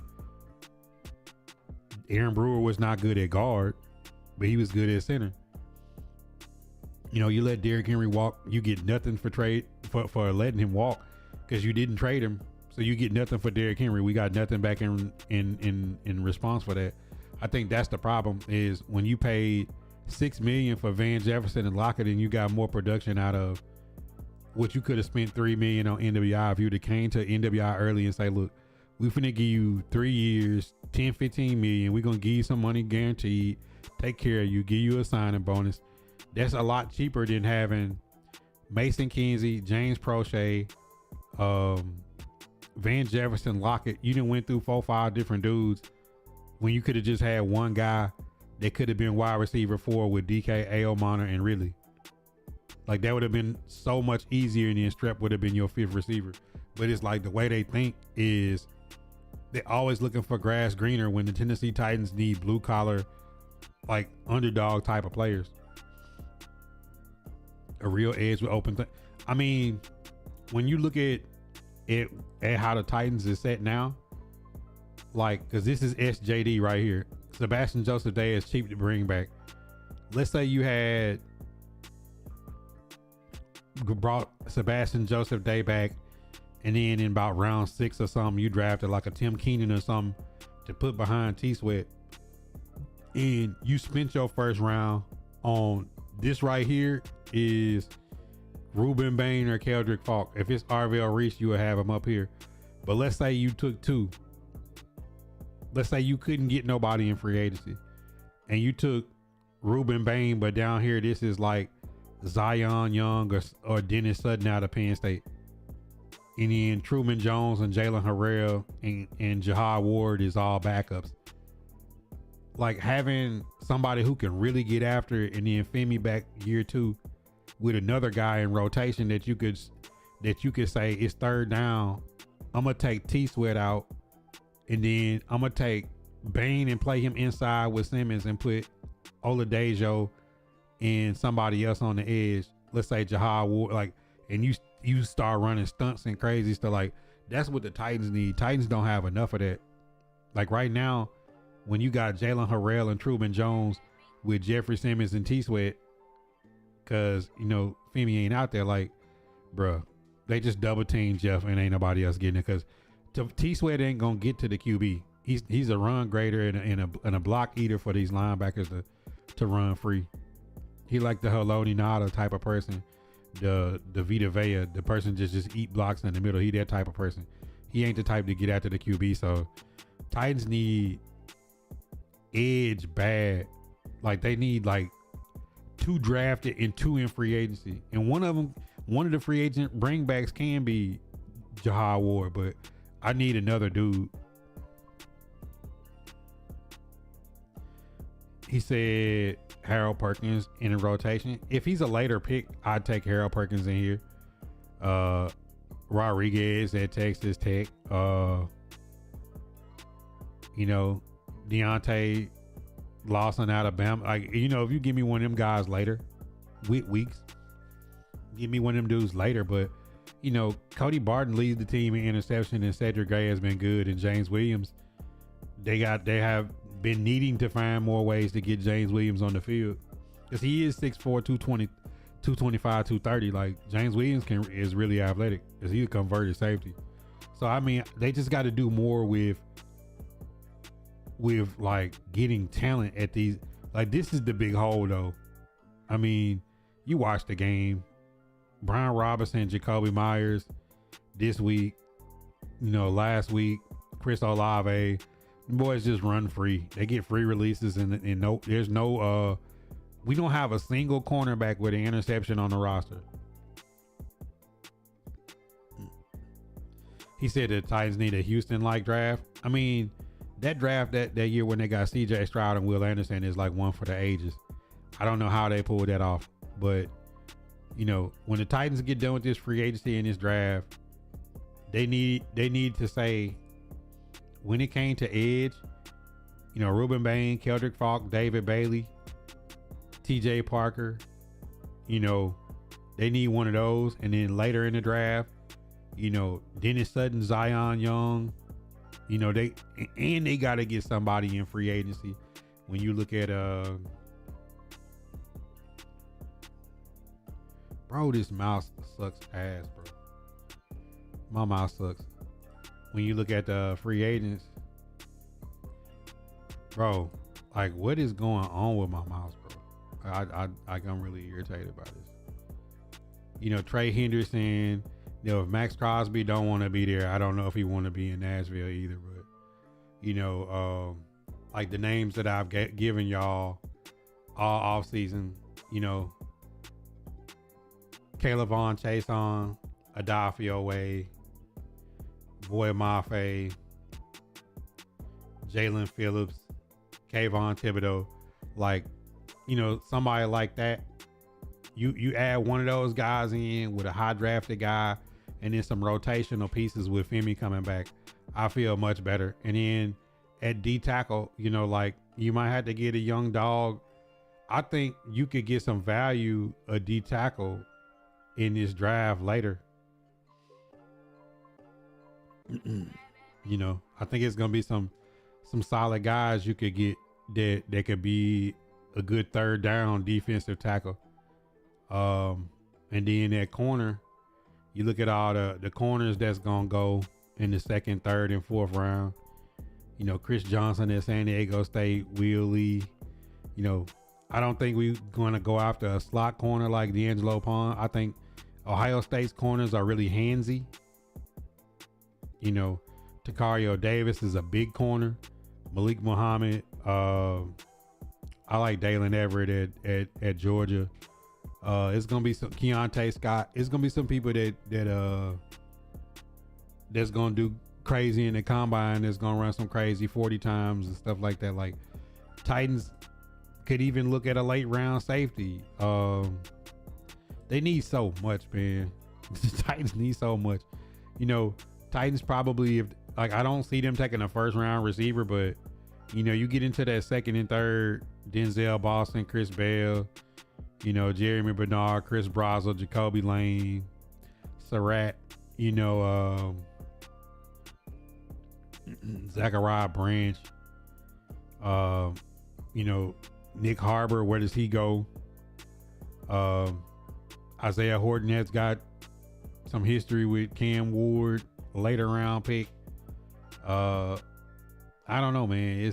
It's a lot of holes the Titans need to fill. It sounds like a joke, but the Titans really need about 20 players. You know, when you think about all of the offensive linemen, so like let's say Crenshaw, Dixon, and Udo, that's 2. Count with me. All right, 11 is 3. Let's say you drafted the interior lineman, and then of the rotational guards that you got, Dellinger, Hands, Moss, you pick one, or you pick another one that's better from somewhere else.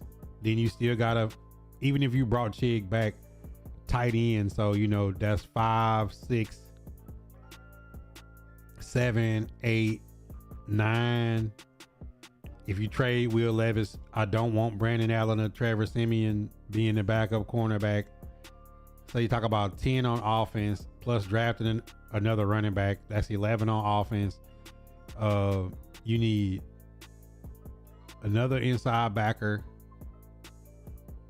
1 edge, 2 edge, 3, 4 D tackle, 5 back up to Jeff Simmons. Like they got CJ Ravenel, but he never played. That's 6. I'd be fine with James Lynch being in that rotation of D tackles, but you know that's 6, and then the defensive back 7, 8, 9, 10. Like they need like 10 to 12 players on both sides of the ball, and that's because when you look at the Tennessee Titans, come on.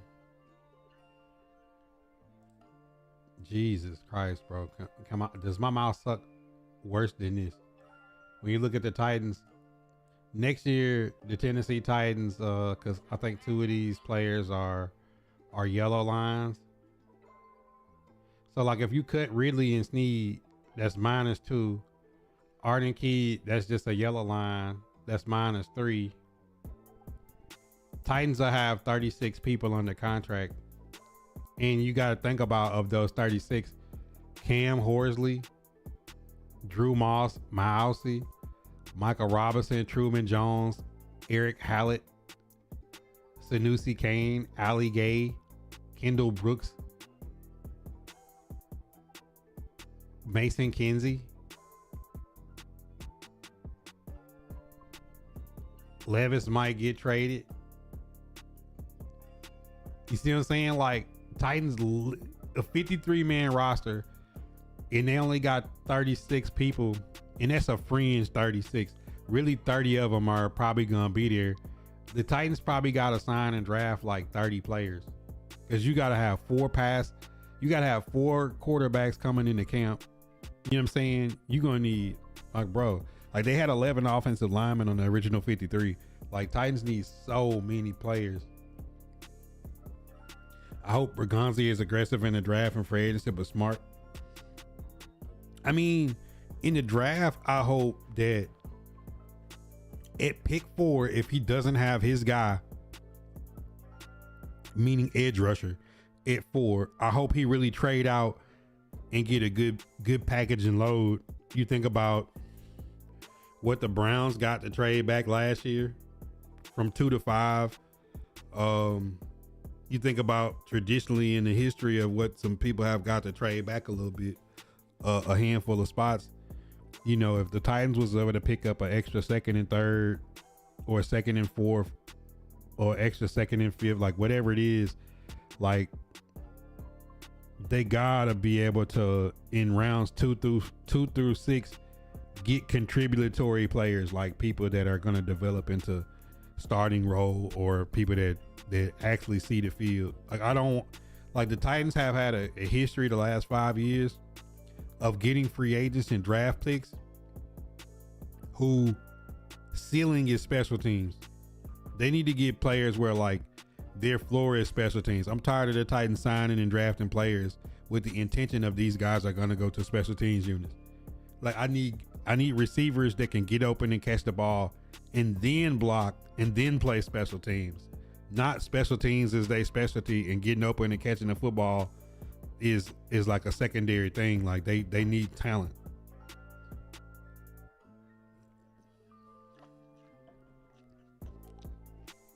Like, realistically, you want to have a good free agent and draft period to the point where AL minor is like the new NWI. So let's say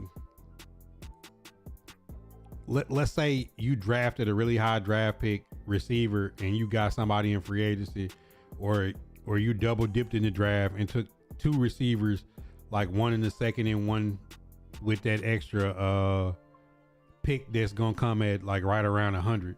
You know, like let's say you did something like that and that other guy was a slot guy. Let's say a Zachariah Branch, and you put him in the slot and put DK at the 2. AO was the 4, Restrepo was the 5. Your Van Jefferson or Bryce Oliver type of guy is your practice squad 6 guy, and you had a top, like either your first round pick if you traded back or your first pick in the second round was a dog right here. You know what I'm saying? Like that's the type of aggression that I like to see from Bergonzi, but smart in the sense of a late round running back that pushes this roster around. You know, if they wanted to get aggressive in the top 100 and take a guard or, you know, another lineman, I wouldn't have a problem. But at tight end, you know, Joe Royer, Lawson Lucky, Marlon Klein, if you don't bring Chig back and you make David Martin Robinson to move tight end, like, okay, that's fine. You went bigger at tight end. You know, at defensive back, you know, we need top 100 type of defensive backs with somebody in free agency. And the best guys that we got out of the 17 guys that played this year, like realistically, like Baker Jr. should be like right here. You should have like a free agent guy, another free agent guy, a draft pick, and then Marcus Harris in the slot. Then you adding talent all the way around. Same way with interior line to help Jeff, and the same way at edge to help Femi in his year too. Like you just need talent, bro. Like Titans just is devoid of talent.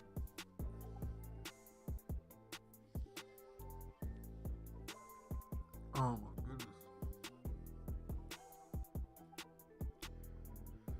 All right, if you're on Facebook and YouTube, this is the time of night where we take our 1 minute reset and then we pop up on Kick and Twitch. It's Shotbybuddha on Kick. No ads, picture in picture. We can play music. We can watch the game film back. It's a lot of stuff that we can do on those sites that we can't do on YouTube and Facebook. If you're on YouTube, if you're on Facebook, if you're watching, tomorrow I'll break down these shop talks into questions. It'll be a shorter, more condensed version. For the YouTube, I'll break down shorts and things like that. If y'all got questions, drop them in the mailbags. Comment on the YouTube videos and I'll make a whole video on your questions. But NFL playoffs is locked. We will soon as we get our chance, we'll do a video of us picking the playoff in NFL and college. We'll make those whole videos, and like I said, some of my projects that I'm doing this year, and then I'm also gonna be redoing the stream room, so I'm gonna be changing some stuff around. I want a different camera angle. I've had this camera angle for years. I think it's time to switch it up and do something a little bit different with the presentation, especially when we're gonna be bringing in some IRL content in the 2026. All right, so if y'all watching, God first in the chat, give me a 60-second reset, use the bathroom, grab some more water, and then we gonna be back live on Kick and Twitch. Kick is Shotbybuddha, Twitch is Shotbybuddha FB. God first in the chat. Catch y'all in 60.